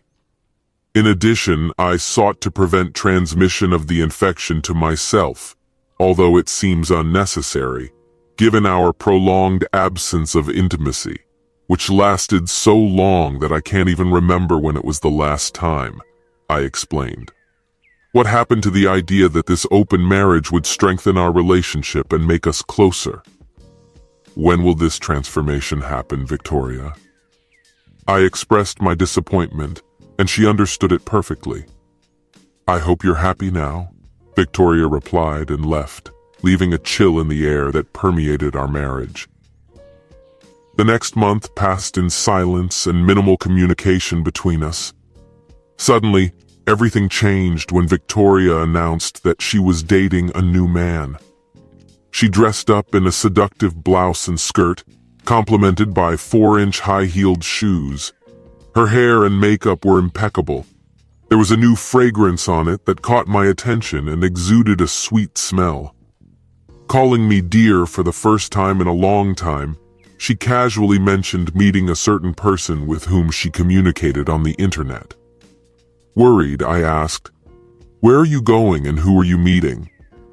I repeated that I was waiting for her to return home as soon as possible, stressing that this should happen in the evening of the same day and not early in the morning. After this conversation, the tension quickly increased. Nevertheless, in the midst of the chaos, I managed to find out details about the man, his name, occupation, and divorced status. This situation was especially difficult for me, considering that I was responsible for the upbringing of the children. Victoria's belief that a relationship with another man could revive passion and excitement in our marriage did not bring the expected results. On the contrary, it led to a series of dramatic events, as a result of which I began to feel increasingly annoyed with her. Although I used to be able to consider divorce as an acceptable option, now I hesitated because of concerns about how it would affect our children. Even if I had left, the children would have stayed with their mother, who did not stay with them at night. It was a difficult period for me. As I was trying to figure out the reasons for her behavior and how I myself feel about it. I admit that, as you have rightly pointed out, I am not guilty without guilt. I was too lenient with her actions. As a result, I took on most of the parenting responsibilities when she was often away from home. The children noticed her absence and longed for her presence. They ask about her every day, wondering why she is not at home so often. And yet, seeing her only once or twice a week, it was difficult for them to trust her declarations of love. Our eldest daughter even asked, "Dad, why does Mom spend so much time with her friend? Who is her friend?"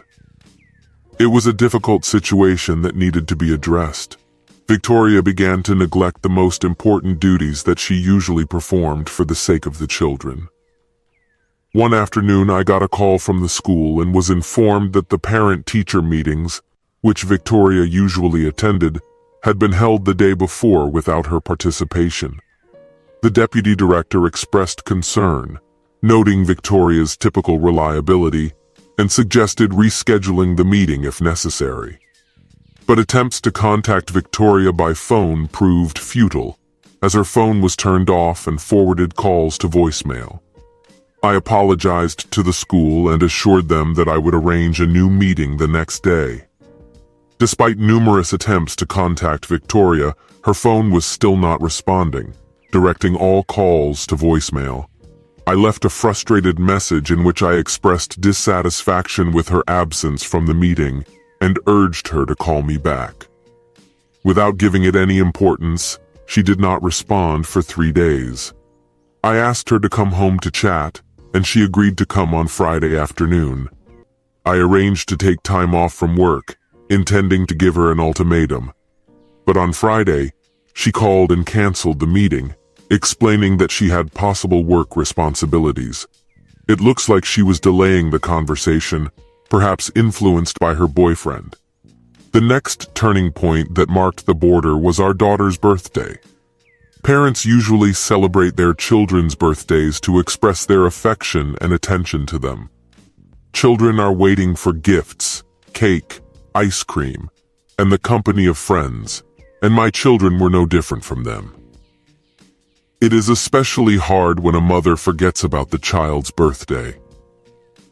A few weeks earlier, I had asked Victoria to organize a birthday party for our daughter, and she assured me that she would handle it masterfully. But as the date approached, no progress was observed on her part. Taking matters into my own hands, I sent out invitations, bought a gift for my daughter, chose a venue for the holiday, and ordered food. I was hoping Victoria would remember, but she didn't. My daughter was heartbroken due to the absence of her mother at the holiday. When other parents asked me about Victoria's absence, I made up work-related excuses. Seeing my daughter's deep disappointment, I called Victoria, and when she answered, I handed the phone to my daughter. "Mom, it's me. Where are you?" my daughter asked. Victoria hesitated for a moment before answering. "What's going on, honey?" "Mom, today is my birthday. Why aren't you here? We had a party, but you didn't come," the daughter expressed her opinion. After a minute's silence on the line, my daughter decided that my mother had disconnected the call and returned the phone to me. "Victoria, are you still there?" I asked when I heard the alarm sounds. "Victoria, what happened?" "For God's sake, you missed Emma's birthday," I exclaimed before the call abruptly ended. Later, a neighbor cautiously inquired about Victoria's well-being, noticing her absence and feeling the tension in our relationship. That evening was a turning point for me. Faced with Victoria's lack of interest in me and our children, I made a difficult choice in favor of divorce. We lived, in fact, separate lives, and it was obvious that we needed to break up. The next day, we met with Victoria. "Please have a seat." While I was talking, she looked at her watch. I assured her that our conversation wouldn't take long and asked her what was on her mind. In a conversation with her, I mentioned that since she left, the children have been constantly asking when she will return home. I asked if she was going to come home, because it seemed to me that she had already moved away from us. She assured me that she would return, explaining that she needed time now to regain the passion and intimacy that we had lost. As soon as she satisfied this need, she promised to return home and become a better wife, so that we could become a family again. I want to tell you that Emma was very upset when you didn't come to her birthday party. Our other two children are now wondering if you will come to their birthdays as well. Victoria's eyes widened in disbelief. "How could you forget about the days of undressing your children?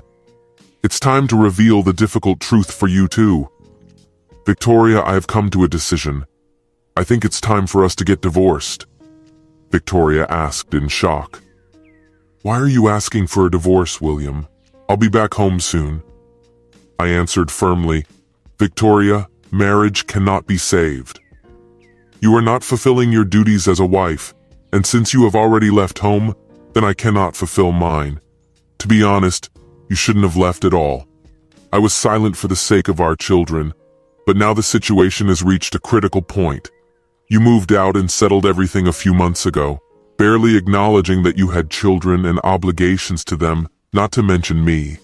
According to my lawyer, the court may regard this as a rejection of our marriage and children." "But William, I love you and the kids. Can't you see that?" Victoria begged. I answered firmly, "No, Victoria. I don't see any love here. If you really loved your husband, you wouldn't have had an affair. If you cared about us, why did you leave? Why did you move in with your boyfriend? Your talk of reviving passion and intensity in our marriage is just a mockery. I won't even involve our children in this discussion because your actions already show that you don't care about them. This is a joke on me, but I'm not laughing anymore. We'll get divorced as soon as possible. Start packing your things to get back to him. You're not my wife anymore, and I'm not your husband anymore. I will start looking for a new partner who will become the wife and mother of our children." But William, we're married. I'm your wife. You are my husband. I love you. I don't want to get a divorce, Victoria begged. And I want to get a divorce. I have done research, and the courts of this jurisdiction recognize when someone leaves their marriage. You abandoned our marriage and our children, so it's time for you to leave home. Go back to Henry where you want to be. I don't want to see you here anymore, I said firmly.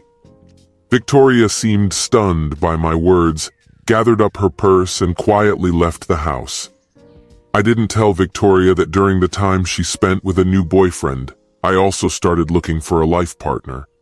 I met a woman named Charlotte, who had 2 children and was abandoned by her husband for a younger woman. I went on a date with her, and my kids were thrilled about it. When I returned, my daughter came downstairs and asked how I had spent my time. Honey, the date went really well. I had a great time. Charlotte is a wonderful person whom I admire very much, I shared. Is she going to be our new mom? The daughter asked. Surprised by her question, I remarked, Where did this come from? It seems like kids are more perceptive these days than I was at their age. It's not something you have to worry about, honey. Besides, it was just our first date. I do not know when the second one will be or if it will be at all. Dad, will Mom ever come back? My daughter asked. It was a difficult question. To put it mildly, I replied, I don't know, but one thing is for sure. I'm not going anywhere. I will always be there for you, your sister and brother. You can count on it. Thank you, Dad, she said, hugging me, after which we returned to her room, where I put her to bed. I went to the kitchen, poured myself a glass of water, and sat down at the counter, lost in thought. My wife, in fact, left the family to be with her lover. Meanwhile, I had a pleasant date with a charming woman who could potentially become my new partner. Tonight was the most enjoyable evening in the last year, with an incredible intimacy that I wanted to continue. I longed to find a life partner with whom I could share my life again, but my mind reminded me to act carefully. On Monday, I contacted a divorce lawyer to discuss the further development of the process. Having financial data on hand, I had a good idea of what the divorce from Victoria would result in. Most likely I will have to spend on my retirement savings to cover her share of the house, and possibly pay a modest amount of alimony over several years. Despite the expense, it seemed like a necessary step. She showed no interest in returning, making it clear that she no longer prioritizes either her children or me. You have been served. Victoria was stunned by this statement. She knew what was in the envelope. She slowly closed the door, took the envelope to the kitchen, and put it on the counter. She waited more than an hour before opening it, reflecting on the past year and the decisions she had made. Were they correct? Did she understand the consequences of her affair? Is Henry Ward worth sacrificing his life and children? Despite the unprecedented intimacy she had experienced with him, was it really enough? Was her husband William such an inferior partner that she was forced to leave him and the children? Did she hate her old life enough to trade it for Henry? These were difficult questions. With trepidation, she opened the envelope and took out the documents. Carefully, as if expecting an explosion, she read their contents.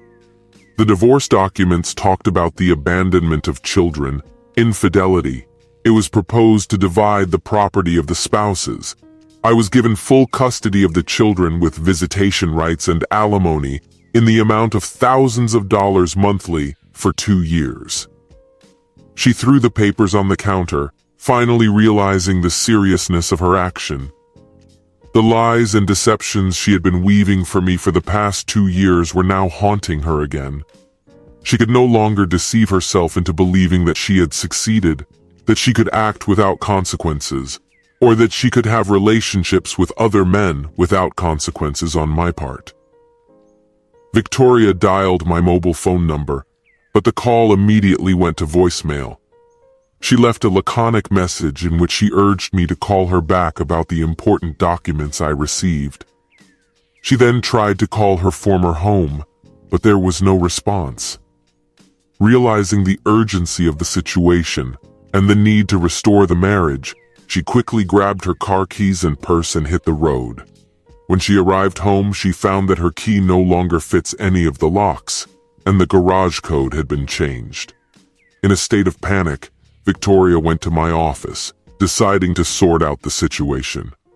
My assistant, who knew about Victoria's affair, informed me that I was not in place. Unable to contact me at his office, she decided to return to her former home, planning to wait for me and the children to return from school. The children arrived at about 4 o'clock in the afternoon with their teacher. They greeted Victoria coolly, and her son barely acknowledged her presence by asking directly, "What are you doing here?" Victoria settled down in the dining room while the children had a snack and did their homework. Noticing the changes in the decor since her previous visit, Victoria saw new items on the walls, other curtains, and several pieces of fresh furniture. I returned home in the evening. Victoria hurried over to me as I entered through the back door. "William, dear, I'm back and glad you're here. We need to talk about some of the documents that were delivered to me today." "That's great, Victoria. Did you sign them and take them with you?" I asked. "I signed them before my lawyer sent them to you," I confirmed. "I believe that what I am proposing is fair and consistent with family and divorce laws in our state. The kids will stay with me, and it's not up for discussion. But you can have the right to visit if you want, provided that the children are happy to see you." "Dear, I plan to return home tonight. I realized that I need you and the kids back in my life. I was wrong when I thought I needed someone else. You and the kids are all I need. I see it clearly now. I'm coming back and I promise to be a good wife and mother." "Wait, Victoria. When you made the decision to leave us for Henry, it was your choice. I remember trying to talk you out of it, but you were firm in your decision." "You've made the bed and now you have to get into it." "That's why you're not invited back." "Henry has your place now. You don't belong here anymore. It's been a year since you left." Victoria was crying quietly, and I offered her some napkins to wipe away her tears. I waited a few minutes for her to come to her senses. "I think it's time for you to leave," I said. "Can I see the kids?" "Of course I'll go get them," I replied.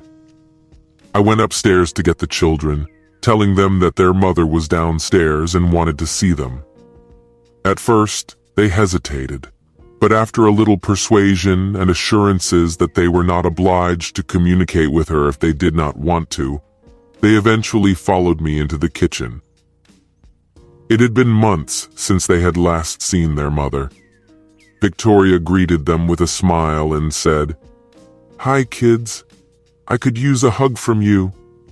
They stood motionless, not making a single move towards their mother. The eldest, Emma, asked, "Why did you leave us, Mom?" Victoria started crying again. "I'm coming home, kids. I've missed you so much."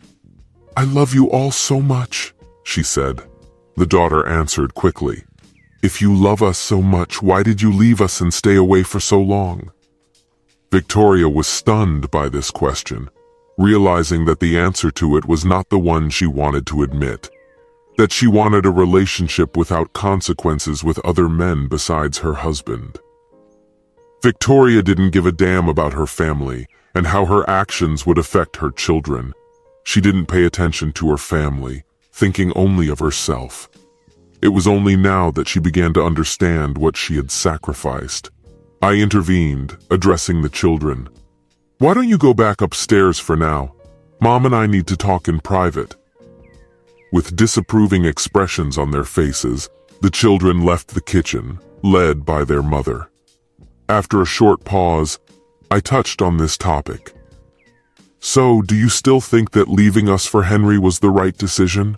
Did you honestly believe that you could just leave and come back as if nothing had changed?"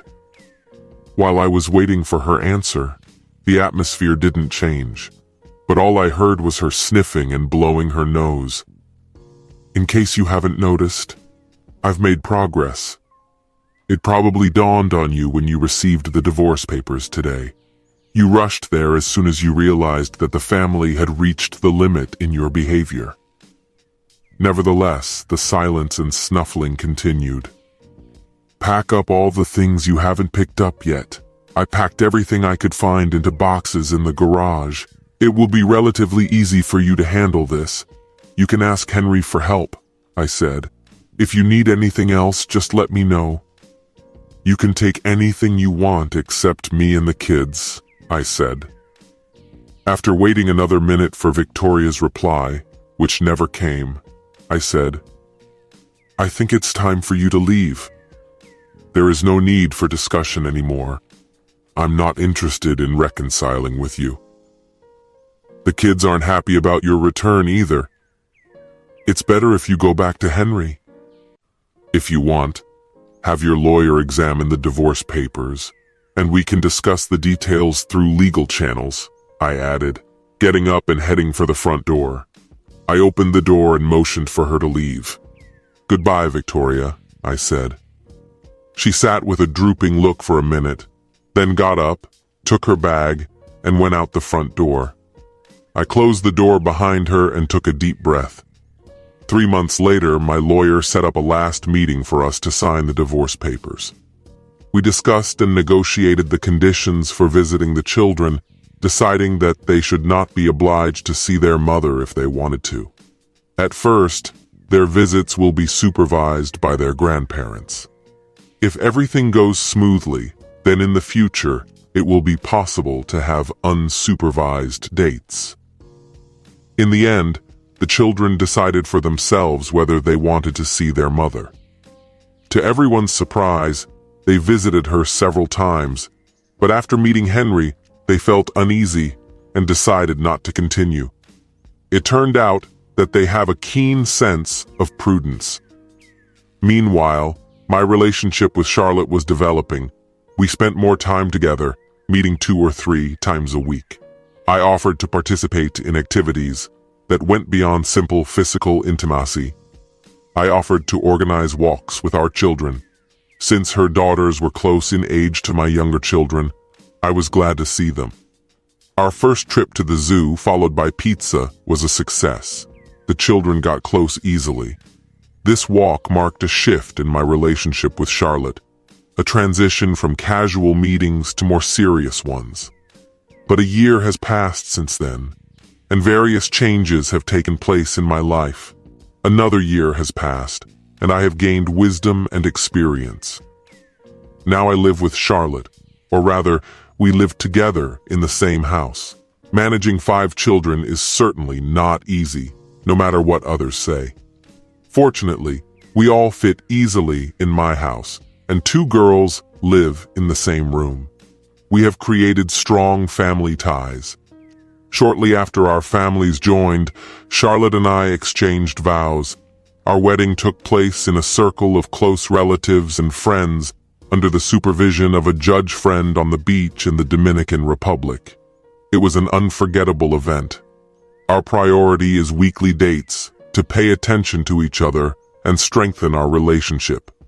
In addition to creating satisfying, intimate relationships, we attach great importance to communication. We both realized how important it is to maintain open communication, regardless of the topic.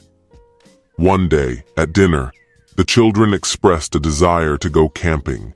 In an effort to fulfill their wish, we bought camping equipment and went in search of adventures in one of the state parks.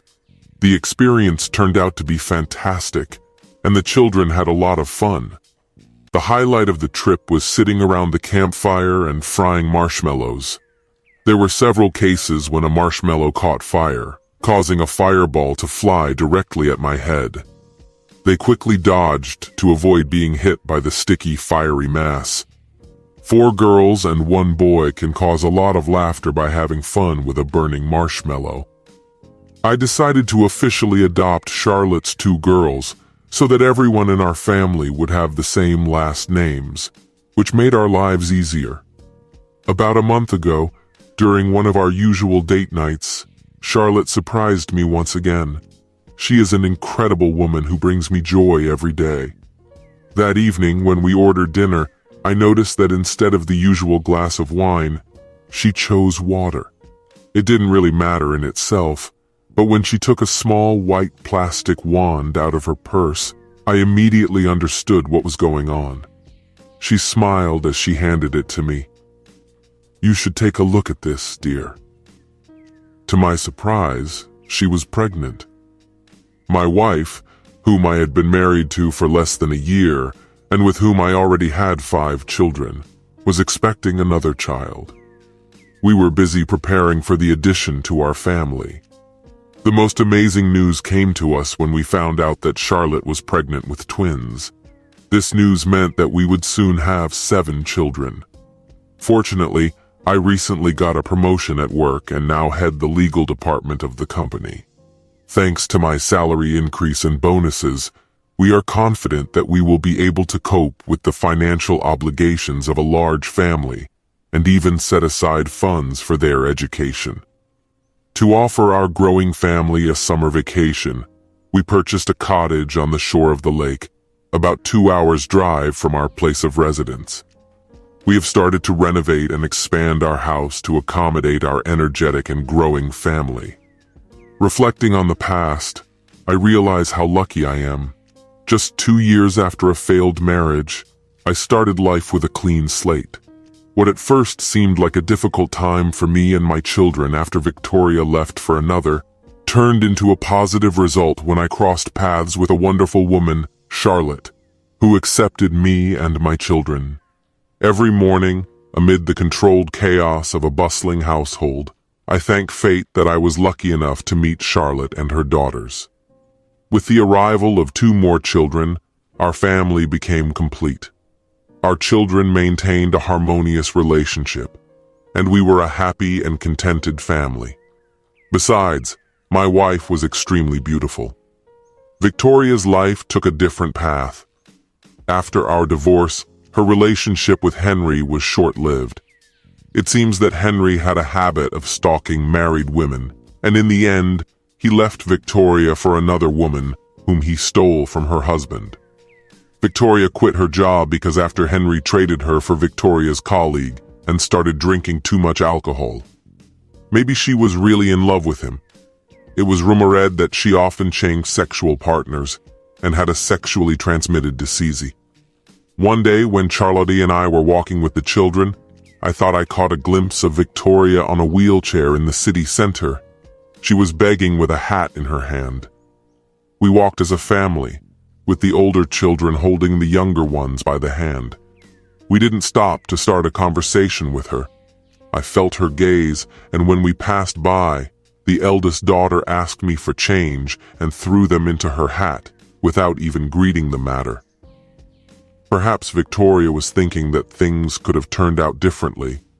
Or maybe she felt a sense of relief that she was no longer responsible for her children and her husband. It's hard to say for sure, but I saw the tears that rolled down from her eyes. My wife Abby especially loved watching movies. To please her, it was enough for me to take her to a good movie. But it couldn't just be a movie. It had to belong to one of 4 genres: animation, action-adventure, drama, or romance.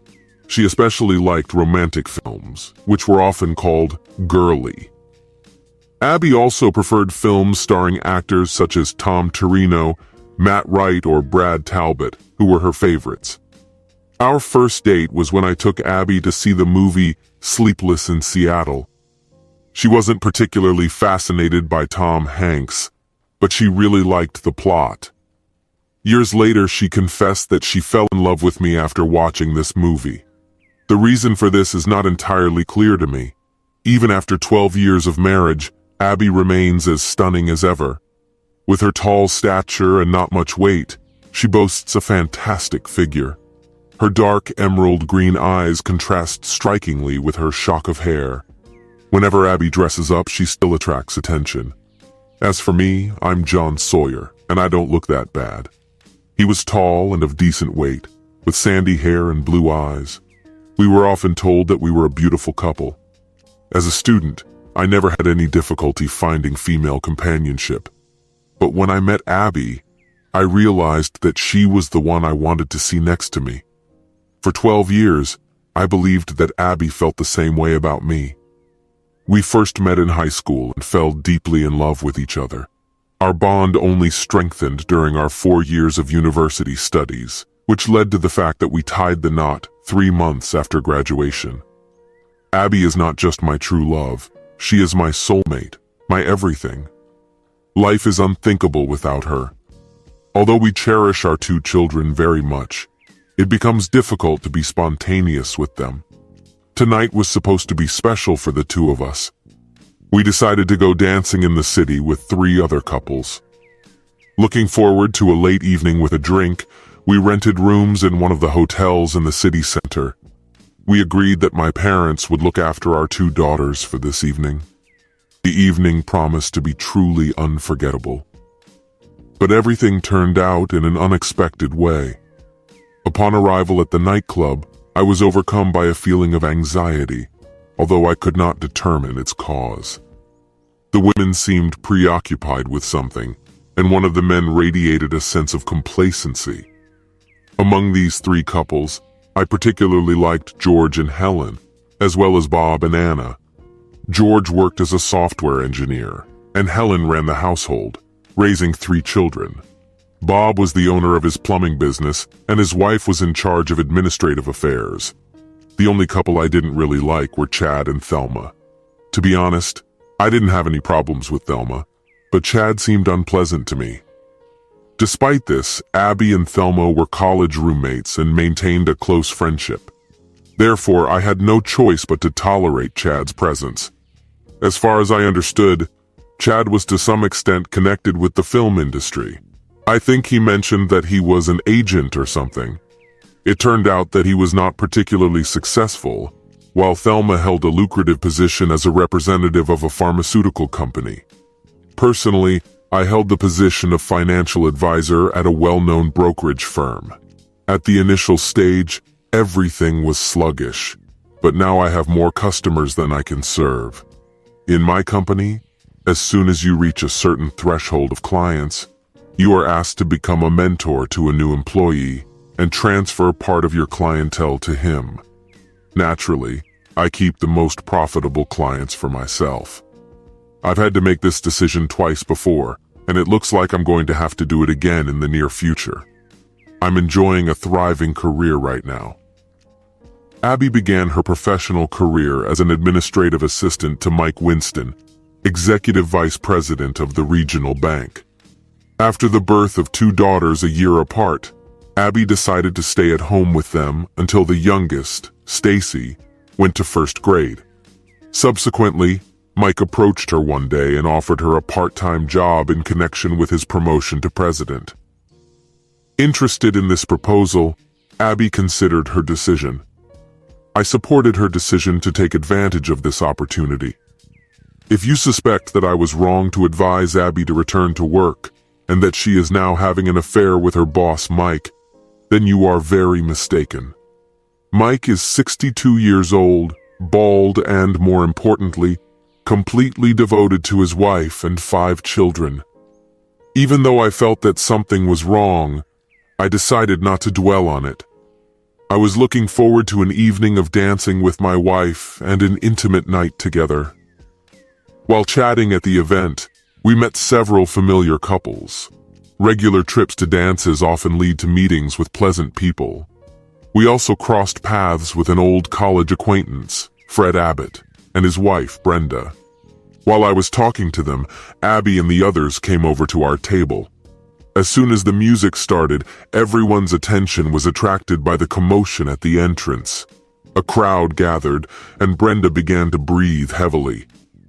"What's the matter?" Fred asked. "Don't you recognize him?" Brenda exclaimed. Looking back, I saw an extraordinarily handsome man. He was a little shorter, but his appearance was undoubtedly striking. Fred and I have openly admitted our ignorance. "This is Brad Talbot," Brenda exclaimed excitedly. "He and his fiancée Rita Summers are some of the hottest Hollywood stars." Indeed, Fred remarked, turning his neck to look at Brad. I wonder if Rita Summers is here too. Brenda playfully interjected. John, on a scale of 1 to 10, Rita is undoubtedly in 15th place. She slapped her husband's arm teasingly. It's typical of you to think about it.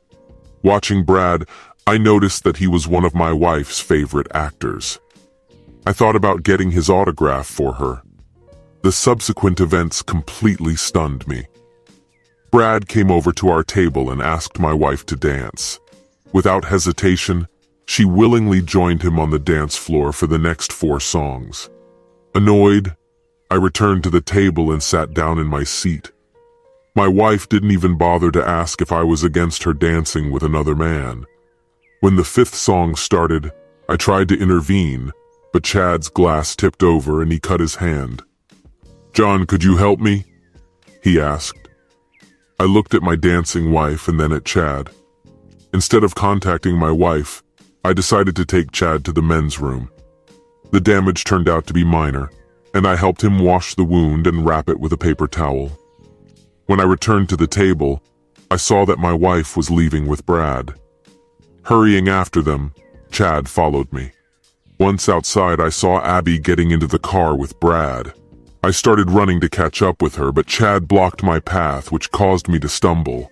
Recovering quickly, I demanded, "What's the matter with you?" Chad, grinning, replied, "Brad just took your wife for a ride." Soon Thelma appeared. "This is a dream date for Abby," she remarked. Abby confessed to Chad and me that she liked Brad, and we agreed that he would accompany her. "That's my wife," I exclaimed. "Do you think I don't deserve to be told about this?" Chad replied with a grin. "Abby said you didn't mind. Just go with the flow," he added. Disappointed, I said, "Forget about it. You're going with the flow." Enraged, I punched Chad right in the nose. The sound he broke down with was the only pleasant moment of the evening. Then Thelma started attacking me, hitting me and trying to kick me. Fortunately, Fred witnessed the unfolding events and came for me. He quickly intervened and separated Thelma and me. "He attacked my husband!" Thelma began to scream. "No, he didn't," Fred replied calmly. "You both provoked a quarrel.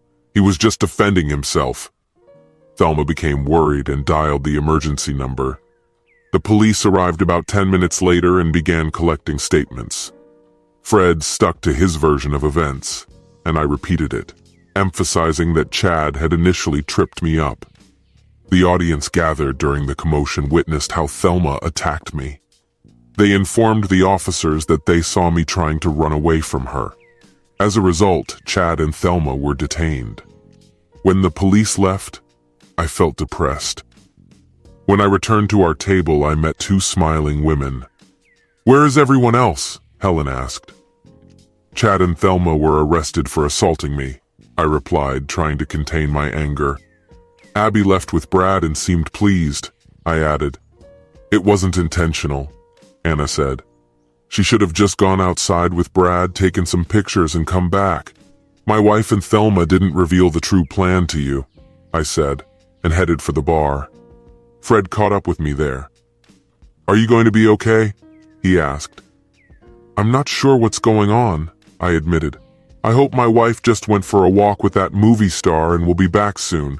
But as soon as she gets back, we need to have a serious talk." "Listen, John," Fred interjected worriedly. "I don't want to add to your suffering." Brenda informed me that Brad Talbot has a reputation for stalking married women while enjoying conquest.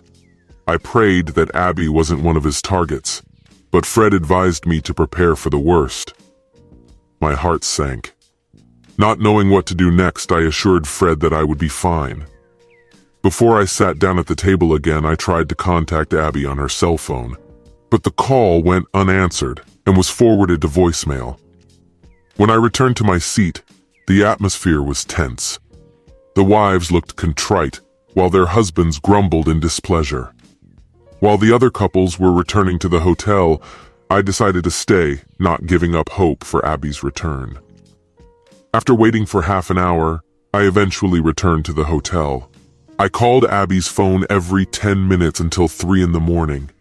Disappointed and exhausted, I decided to move out and return home. Arriving around 4, I settled down on the couch. I must have dozed off, but the sunlight woke me up at 7. Abby hasn't returned yet. Since there were no messages from her on my phone, I went to our Facebook page to see if there was any news. Photos have appeared online showing Brad and Abby leaving a nightclub, heading to his residence, and Abby entering his house in his arms. Hollywood websites were full of reports about Brad's recent conquest. Burning with anger, I immediately contacted my lawyer, whose call was redirected to his residence, since today is Saturday. At first he was unhappy, but after learning about the circumstances, he changed his mind. He advised me to wait for Abby to come home and give an explanation. Around 11 o'clock, Abby appeared, smiling broadly. The smile disappeared as soon as she saw my expression. "We didn't do anything," she hastily explained. "We just talked all night. I understand that I should have consulted with you, but I was sure that you would refuse. You understand my passion for cinema and Brad Talbot. Last night was like a fairy tale. Nothing bad happened, John. My love for you remains unshakable." I stared at her, feeling steam coming out of my ears. "I want you to pack your things and go to your parents. I can't even look at you right now," I said sternly. "Why are you making a big deal out of a molehill?" She answered, sounding annoyed and apprehensive. "It was just a conversation, there was nothing else." "This is an unimportant question. It's huge for me," I said through gritted teeth. "I refuse to believe that nothing happened. However, let's assume that nothing happened. You embarrassed me in front of everyone anyway." "You're exaggerating," Abby replied, defiantly folding her hands on her hips. "No one outside our circle knows about this situation.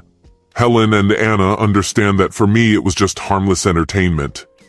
"You're a fool," I snapped, making Abby flinch. It was the first time I had addressed her in such a tone. "The news is everywhere. There are photos of you and Brad leaving the club, heading to his house, and probably photos of you leaving his house this morning. I think our marriage is over. Please pack your things and leave before I make a mistake." "Please, John," Abby was begging, tears in her eyes. "I love you deeply. I'm sorry I hurt you, but there was nothing inappropriate about it. I thought you'd understand that when you found out the truth. We have to find a way to get through this. Think about our daughters." "You weren't thinking about them when you left with that arrogant movie star," I hissed. "How would you feel if Stacy or Gail did something like that in the future?" Abby turned pale at my words and then burst into tears. "I'm really sorry, John. I never imagined that everything would turn into such chaos. I made a mistake. Please forgive me." "You've never thought about it," I replied, feeling anger rising in me. I needed to get her out of this situation before acting on impulse. So I left her standing there and retired to our bedroom.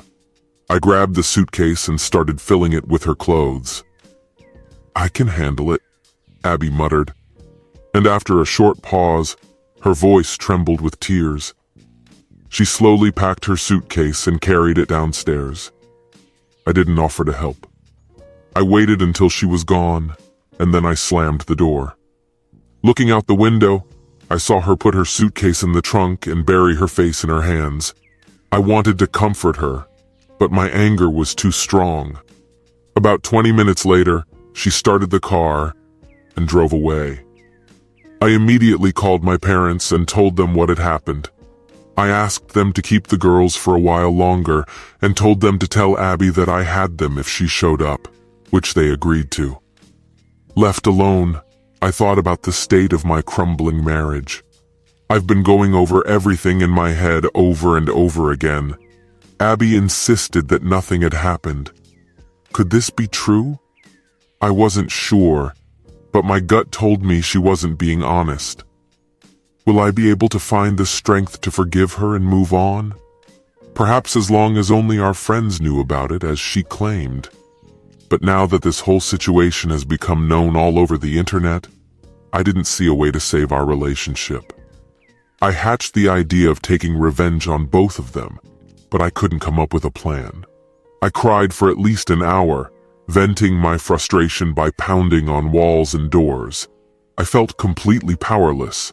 Getting revenge on Brad, a famous figure in Hollywood, seemed impossible. Although the divorce would have financial consequences, I was ready to work from home and fight for full custody of the girls if necessary. I'm sure I have every chance, given that I was a more stable parent. The thought that divorce could cause new suffering for my daughters weighed on my heart. When I was making another cup of coffee around 1 o'clock in the afternoon, the phone rang. So far, my number has not appeared in the press, but I understood that it was only a matter of time. "Hello?" I replied. "This is John Sawyer, and your wife's name is Abby?" a woman's voice asked. Annoyed at the prospect of talking to a reporter, I replied curtly, "I'm not interested." The woman giggled softly. "Okay, I can't stand them either." "Who is this?" I asked, about to end the conversation. "I'm Rita Summers." In a gentle tone, she said, "You probably know my fiancé, Brad Talbot." "Yes, I know this guy," I replied, feeling impatient to end the conversation. "Do you love your wife?" Rita suddenly asked.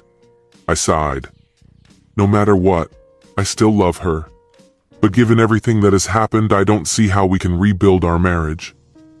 If I could come up with a solution that would save your marriage and also fix my relationship with Brad, would you be interested?" My heart was racing, and I felt the need to sit down and reflect. In the end, I replied, "Yes. I want to save my marriage, but I don't know how to do it," I said. And again there was a gentle giggle, followed by a deep sigh. "I've loved Brad for a very long time. We have known each other since childhood. He comes from a dysfunctional family similar to mine. His father was a womanizer, and his mother had a deep dislike for all men, including Brad. She had never shown any affection for him. Despite his best efforts, he never missed her. He had previously dated married women. I think that's how he's looking for the love that his mother couldn't give him. My own family was also dysfunctional. When I was growing up, my mother suffered from alcoholism and my father abused me. During that turbulent period, Brad became a pillar of support for me, and I cherished him with all my soul. But our relationship ended when he moved to another country after his parents divorced, and I lay in tears for several weeks. Our paths crossed again in Hollywood when we both achieved success. Despite the fact that I knew about Brad's difficult history, I treated our new relationship with caution. But after the reunion, our love flared up with renewed vigor. During our engagement, he assured me that he had given up relationships with other women. When I asked him about your wife, he insisted that nothing bad had happened. Unfortunately, I cannot confirm any of these statements. Just the thought of breaking up with Brad causes me great suffering. Yes, my wife also claims that nothing happened, I admitted. The prospect of losing her is no less painful. Do you trust her? Rita asked. No, I don't trust you, I replied. I don't trust him either. I know Brad, and it's not like him to invite a woman and do nothing. But I suppose stranger things have happened. Still, I tend to think that something has happened. That's why I want him to understand the pain he caused me, and I would like your wife to feel the same. I'm not sure that this will solve everything, but I hope that we can move forward together with our partners, I said. So far, I agree with this plan, I added. But how do we proceed? We will walk this path together, she replied. First, we have to start a conversation with our partners about reconciliation. I'll get in touch with Brad, but I'm not ready to talk to him at the moment. I intend to do it in a couple of weeks. In the meantime, you should consider allowing your wife to return home around the same time. I'll let you know when the time is right. It is important that you keep your distance and refrain from intimacy with her. Why let her come back? As soon as she gets home, we'll have lunch together and I'll outline my strategy. There are still a few aspects that I need to work out. she explained. Although I was still not sure about the correctness of this plan, but having no alternatives, I decided to act. First, I contacted the parents and informed them that I would pick up the girls in 30 minutes. Then I called my administrative assistant, Johnny, and informed her that I would be working remotely for the next week. I could tell from her sympathetic look that she was already aware of the situation with Brad and Abby. She kindly offered her help in any necessary capacity. Then I dialed Abby's parents' number. Her father answered the phone apologetically. He saw the news and expressed embarrassment. When I asked to talk to Abby, she was overwhelmed with emotion, tearfully apologizing and expressing a desire to return home for a conversation. "Abby," I said calmly, "I think it would be better for us to live separately for a while. I will be working remotely next week. You have obligations from Monday to Wednesday. Let's arrange for you to pick up the girls on Wednesday evening. During this time, we will be able to solve everything. I will take responsibility for them on Sunday evening." "Please, John," she begged tearfully. "I want to go home. I want us to become a family. Don't you want that too?" Abby begged. "I thought so," I replied sadly, "but now I'm not sure. I'll see you around 5 on Wednesday." I picked up the girls and informed them that Mom would spend a few days with their grandparents. They had a lot of questions, but their excitement increased when we arrived at Chuck E. Cheese. After a few hours of games and dinner, we returned home. As soon as we entered the house, the phone rang. Not knowing the number, I decided to ignore it. But it kept ringing every 5 minutes until I unplugged it from the network. Around 6 o'clock, my cell phone rang. It was Abby. "Why don't you answer?" she snapped. "Because it's just reporters asking about your alleged affair with Brad Talbot," I replied. "There is no romance," Abby insisted. "I already told you that nothing happened." "Well, then you need to inform the public, because of course they won't believe it," I grumbled. There was complete silence on the other end of the line, after which Abby asked if she could talk to the girls. I handed the phone to the girls and overheard their conversation. They enthusiastically told Abby about their day at Chuck E. Cheese. Eventually, Stacy returned my phone, indicating that Mom wanted to talk to me. Abby begged me to come home, but I told her I needed extra time. On Wednesday evening, Abby arrived at 4 o'clock instead of the agreed 5. I was a little annoyed that she didn't follow my instructions, but I decided not to pay attention to it. The girls were very happy to see her, and Abby showered them with affectionate kisses. But when she tried to kiss me, I instinctively recoiled. Her expression became painful and tense. "Then so be it," she said irritably. "Maybe I should just take the girls and leave?" "If that's what you want," I replied calmly, preparing to leave. "No," Abby hastily interjected, sounding panicked. "Let's sit down and solve our problems." The girls started packing for the night when Abby informed them that they were going to visit their grandparents. "What should we do now?" Abby asked after an awkward silence. "I wish I knew the answer," I replied. "Right now I feel offended, confused, and angry." "Do you have any suggestions on how to deal with these emotions?" I asked. "All I can do is apologize," Abby replied, her voice trembling slightly. "I made a serious mistake. Please, I beg you, forgive me. I don't want to lose you." "Abby, it's not that simple," I replied, leaning back in my chair and crossing my arms. "In the eyes of the whole world, I look like a fool. My wife betrayed me and I didn't do anything." Abby started crying. "I never wanted to hurt you. I just really wanted to meet Brad Talbot and see his house." "I knew you'd be upset with me, but I didn't expect it to escalate into such chaos." "Abby, I sincerely want us to get through this," I said, eliciting a fleeting glimmer of hope in her eyes. "But I have consulted with a lawyer. In case of divorce, I will seek full custody of the girls. It would be wise if you find yourself a lawyer." I don't want a divorce, she screamed. You can't take my daughters away from me. Abby, I'm not suggesting we get divorced, but we have to prepare for the worst, I clarified. I don't want to hurt you, I said. But given the attention to you, the court may be inclined to grant my request for custody. Please refrain from this, Abby begged. I am ready to do everything to fix our relationship. Why don't we continue our conversations? She suggested. Let's meet for lunch next Sunday when you pick up the girls. If you insist on maintaining custody of the girls, she replied with a note of anger in her voice, I will not tolerate such uncertainty. It's bad for them. If you keep this up, I will immediately start the divorce proceedings. And remember, your reputation is tarnished.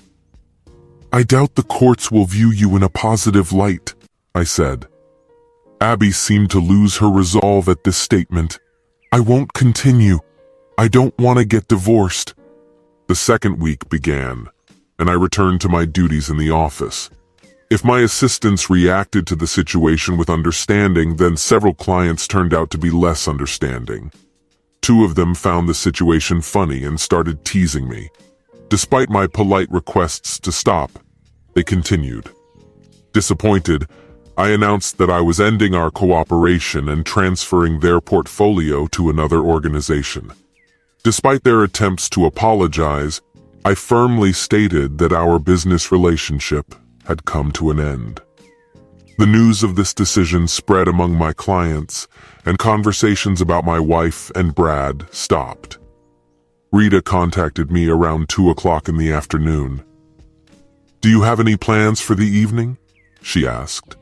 When she was convinced that she wasn't, she replied, Great, because you're joining me for dinner at Zoom at 7 o'clock? A formal dress code? With that, she quickly ended the conversation.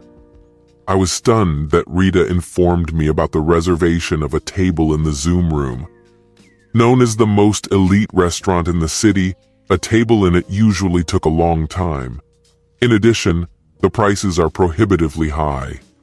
I arrived at 7 o'clock and was escorted to a secluded room at the back of the restaurant.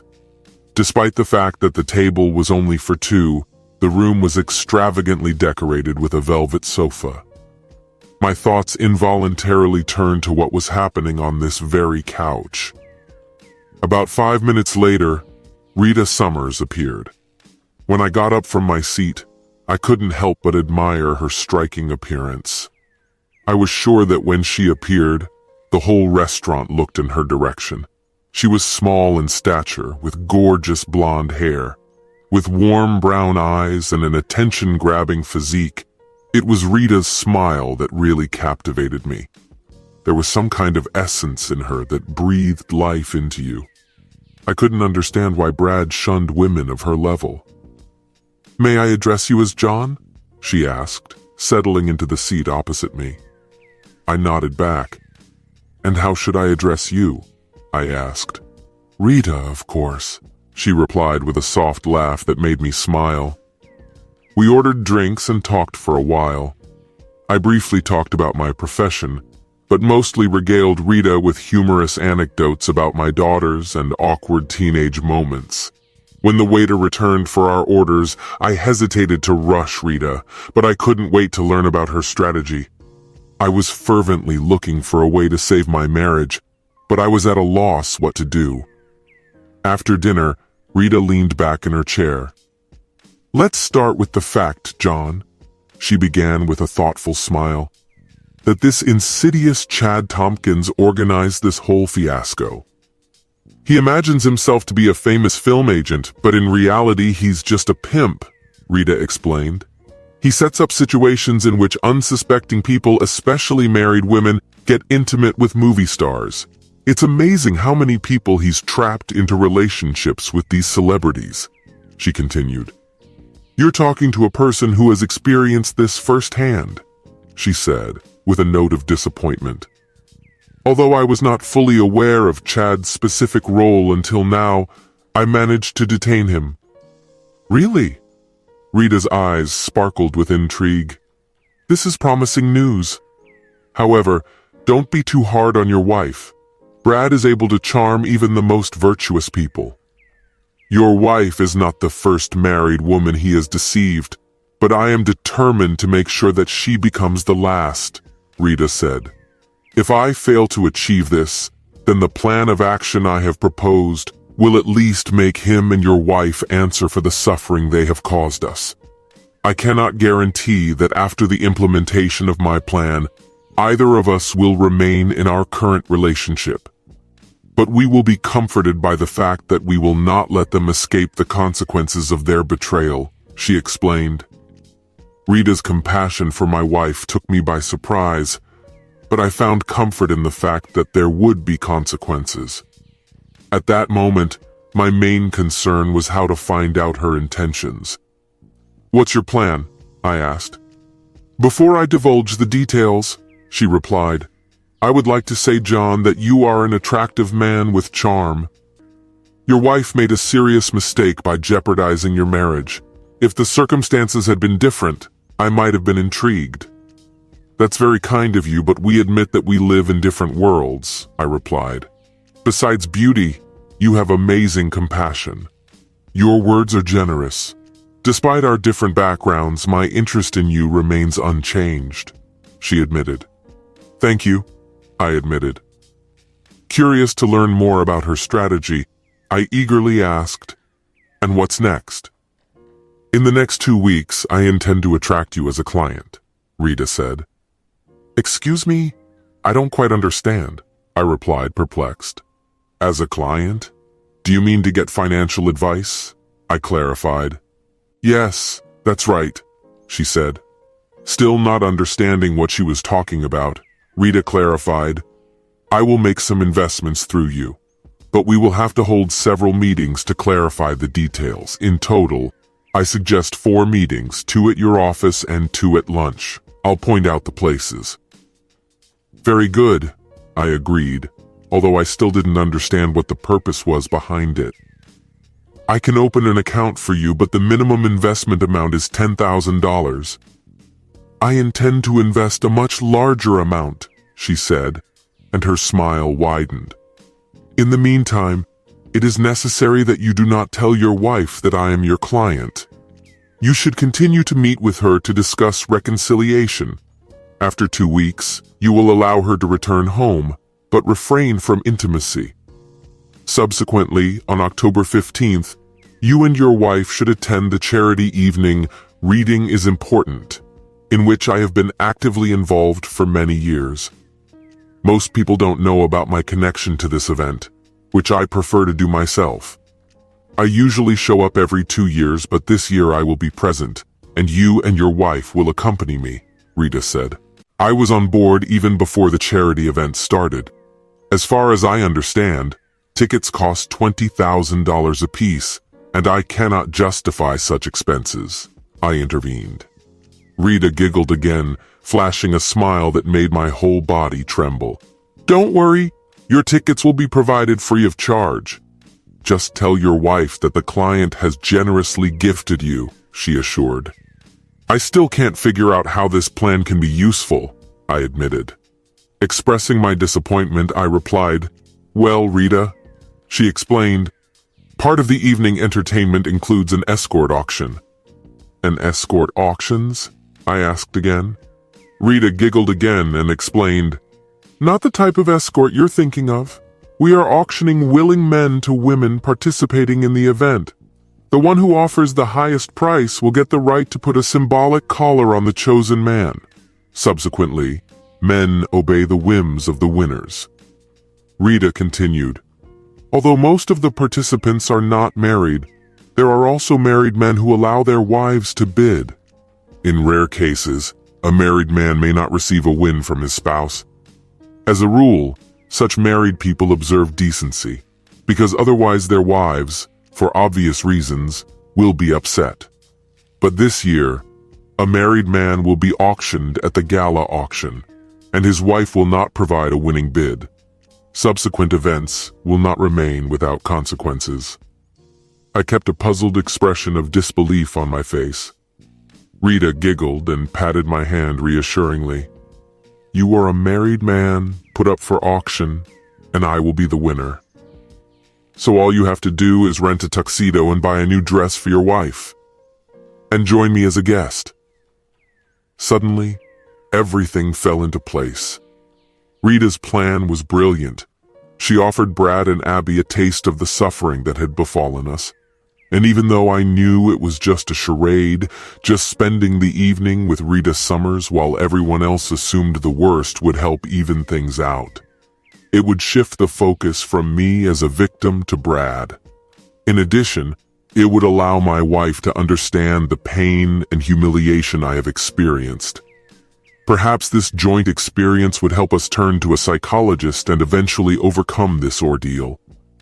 In the following weeks, time flew by quickly. During Rita's first visit to my office, the staff were full of enthusiasm. Our lunch gatherings took place in inconspicuous restaurants, but the need for such secrecy eluded me. Most of our conversations could have taken place within the walls of my office, but our communication mostly consisted of exchanging jokes. These dinners were amazing and gave me the opportunity to get to know Rita and Brad better. It was obvious that she was genuinely attached to him and would be upset if their relationship broke down.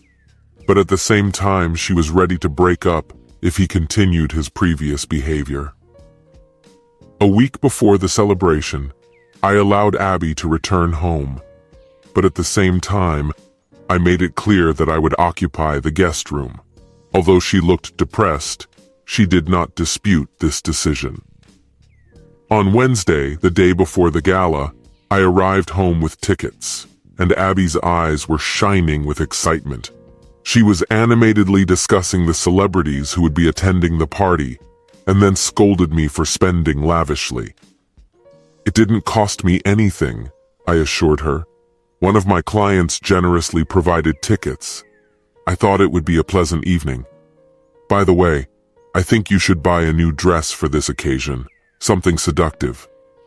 Abby's enthusiasm was palpable, and I almost took a liking to her. But a memory flashed through my mind of that ill-fated evening when I expected magic, and I was made a fool of. It was necessary for her to understand the depth of my suffering. When we arrived at the place, about 500 people had already gathered here. In the registration area, there was a table designed for registration for the auction. I noticed a queue of men filling out questionnaires, 5 of whom were very handsome. I turned to Abby, feigning innocence, and asked, "What are you thinking about?" gesturing at the table. "It's a charity event and we didn't incur any ticket costs. How about I sign up and you bet on me?" Abby giggled, though her laugh wasn't as melodious as Rita's. "I don't have any money, and I didn't bring my wallet with me because it won't fit in this bag," she explained. Following Rita's instructions, I took cash with me. "Here's $1,000. You probably won't have to pay more than 50, but it's for charity." "So offer at least 200, I instructed. "You're worth the whole $1,000 and more," Abby said with a big smile. Getting in line and walking forward, I started filling out the questionnaire. Looking at the list, I noticed that about 20 men had signed up. If I hadn't known that this was all staged, I would never have had the courage to take part. When I was about to leave, the woman at the table asked, "Have you indicated that you are married?" I nodded and she handed me another document. "I assume that your wife is accompanying you, as she has to fill out and sign this form so that you can participate," she informed me. I signaled Abby, gave her instructions, and she quickly filled out the form. Unaware that Abby had signed the document without reading it, she agreed that the winning bidder would dictate her actions to me. After completing the formalities, we went to the appointed table. Rita ordered us to sit down with 2 stars, TV presenters, 2 actors from a popular national soap opera. My wife was charmed not only by our table companions, but also by the numerous celebrities who attended the celebration. When the auction started, all the male participants were called to the stage. Smiling at my wife, I headed for the exit. As it turned out, there were 24 participants in total, and I assumed that most likely Rita deliberately left me as the last contender. When I took the stage, the funds raised exceeded $300,000, and I must admit that the bidding process was lively and exciting. "Our last participant is a local resident," announced the announcer, a well-known game show host. "His name is John Sawyer. He is married, the father of 2 children. I'm sure his wife is out there somewhere, diligently emptying the piggy bank. Shall we start the bidding with $50? "I think it's worth at least $100, an elderly woman in the front row exclaimed. I grinned and replied playfully, "Do you know how to wash dishes, ma'am?" "I'll wash and dry," she joked, drawing laughter from those present. "This is more than my husband can handle," another elderly lady added. The bidding quickly increased from $200 to $500. Soon I heard Abby's voice. "I'm offering $1,000. The crowd burst into applause, and a few moments later a younger woman raised the bid to $2,000. In the blink of an eye, the bidding jumped to $5,000. I glanced at Abby, who was watching in disbelief. I just shrugged my shoulders in response. An offer of $10,000 rang out from the back of the room, which was quickly followed by another offer of $15,000. If I hadn't known about the organized nature of this event, the escalation of the stakes could have gone crazy. When the bid went up to $25,000, I was seized with a feeling of anxiety. I assumed that a few $1,000s would be enough for me, but this amount far exceeded my expectations. Suddenly, Rita's voice rang out from the far corner of the room. "I'm offering $100,000. There was stunned silence in the hall, not only because of the significant amount of the bet, but also because of the identity of the participant. To the cheers of the crowd, Rita Summers sank into a chair just below the stage. She looked at me with a smile, and then, addressing the audience, exclaimed, "I don't even care if he knows how to wash dishes." The audience burst into applause and jubilation. I found myself blushing deeply. Rita went up on stage, put a familiar collar around my neck, and kissed me gently on the lips. By agreement, we returned to the place where Abby was sitting. Abby looked stunned and speechless. I bent down and kissed her gently on the lips. Then we attended a private screening of the new film, which was attended by Hollywood stars.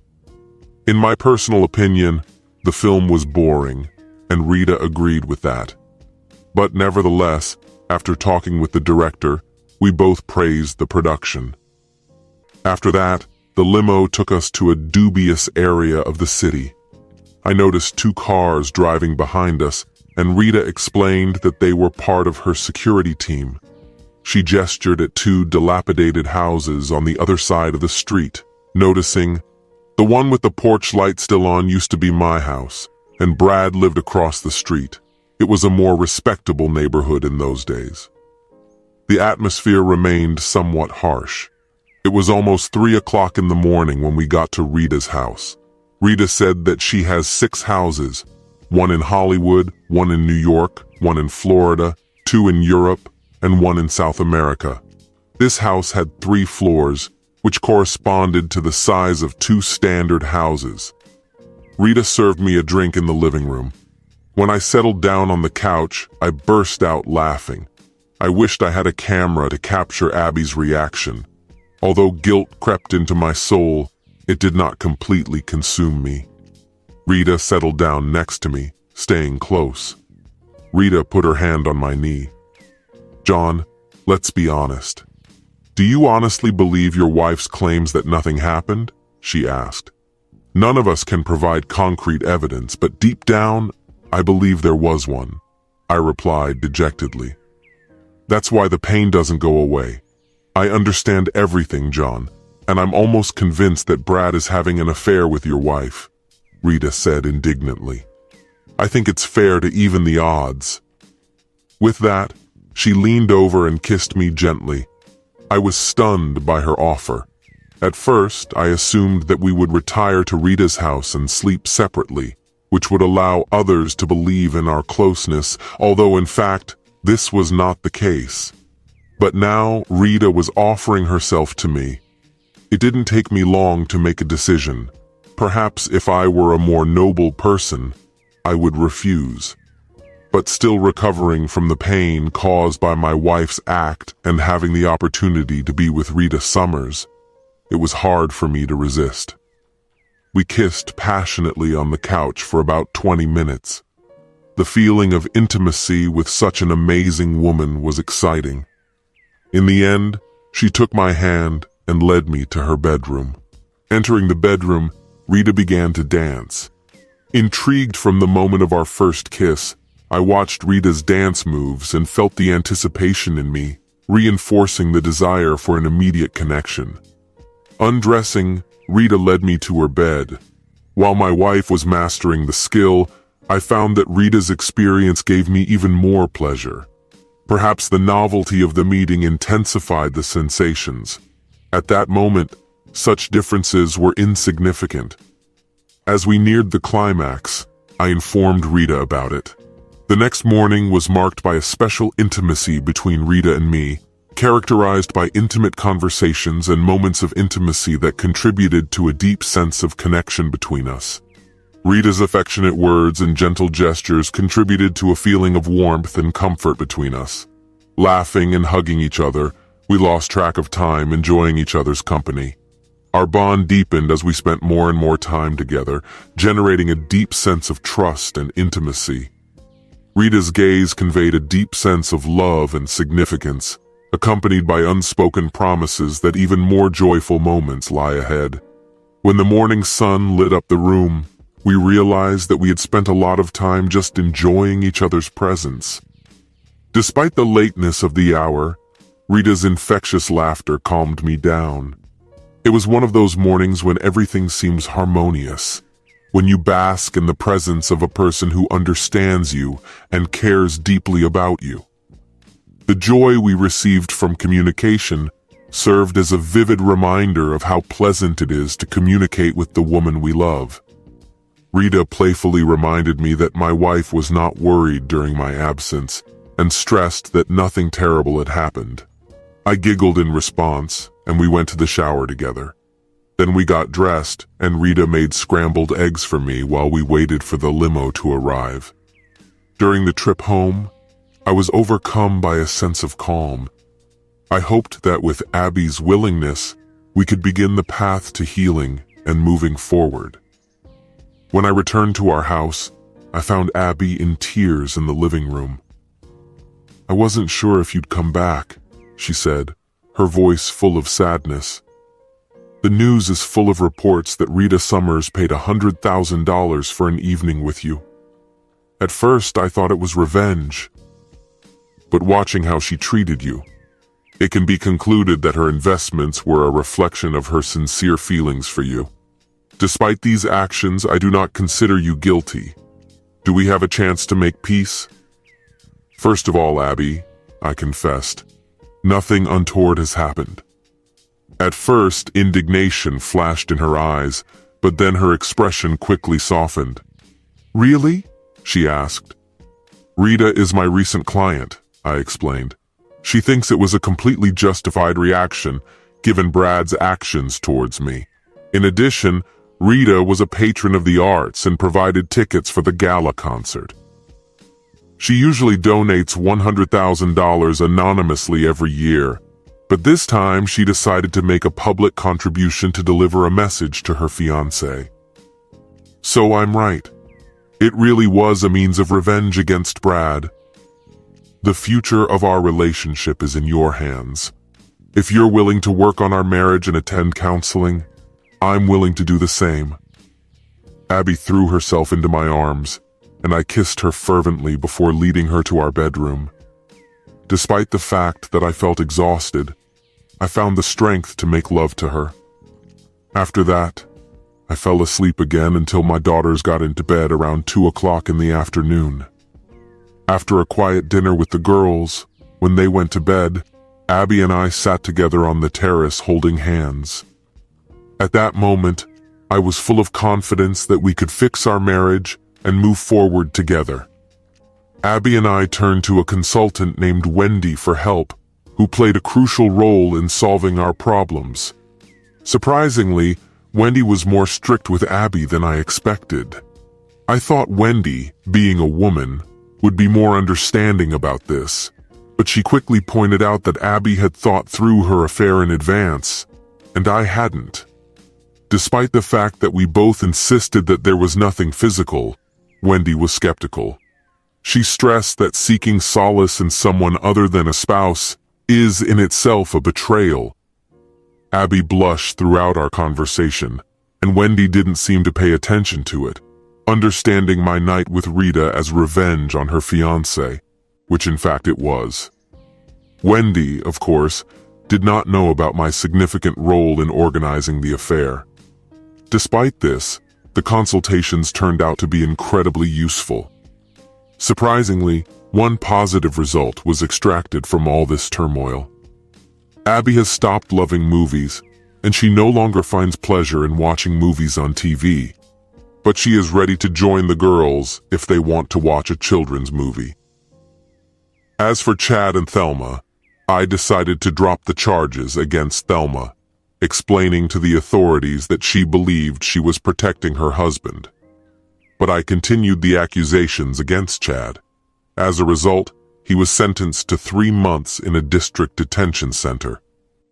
We decided to sever all ties with Chad and Thelma, and Abby is no longer in contact with Thelma.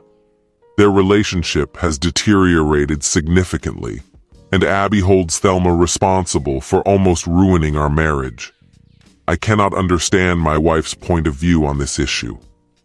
Meanwhile, Rita and Brad exchanged vows at a wedding that was called the Wedding of the Century. The guest list exceeded 1,000 people, and the presence at it became a status symbol in Hollywood. Unfortunately, Abby and I didn't get an invitation, but I sent Brad a wedding present, a pair of bull horns. I cut the horns in half and sent them with a note. "Stay away from my wife, and I'll stay away from yours." I still held a grudge against Brad, but Rita assured me that he found the gesture funny. He even framed the note and proudly hung it in his office. In typical Hollywood fashion, their marriage turned out to be short-lived and lasted only a year. True to her word, Rita, after learning about Brad's infidelity, began divorce proceedings. The breakup was peaceful, and they remained on good terms, but it was still a pity. Rita confessed to me that she genuinely loved him. From what she said about their relationship, it became clear that they shared a deep affection. Unfortunately, this was not enough to save their marriage. Interestingly, Rita is still our client. After opening her account, she deposited a significant amount of $1 million into it. I assumed that after taking revenge, she would close the account, but she decided to keep it. When the account balance reached $1.5 million, she added $2 million more. Although we have never met in person since that celebration, we regularly FaceTime each other about 4 times a year to discuss our investments. Sometimes our conversations boil down to the study of life. Rita demonstrates sharp business acumen, showing unexpected conservatism in choosing investments. Her political views remain a mystery to me. Although the quarterly portfolio update lasts about 20 minutes, our conversations often drag on for an hour or two, covering a wide range of topics. After her divorce from Brad, Rita jokingly suggested that she should have chosen me. I waved her off, emphasizing the difference in our experience. Since then, she has been playfully teasing me, not letting me come to my senses. She even jokes that with a good combination of circumstances, she can start a romantic relationship. Jokes that she will make a move as soon as she finishes filming, and I will be free. As Abby and I approach our 10th wedding anniversary, I can't help but acknowledge the difficulties we've faced along the way. Despite all these difficulties, our marriage was just amazing. Looking back, I'm sure that without Rita's help, I could have considered divorcing Abby. Now I can't imagine my life without her. In addition, I want to share another interesting event. Abby is pregnant, and we are looking forward to the birth of our boy. This news filled me with great joy and anticipation for the future.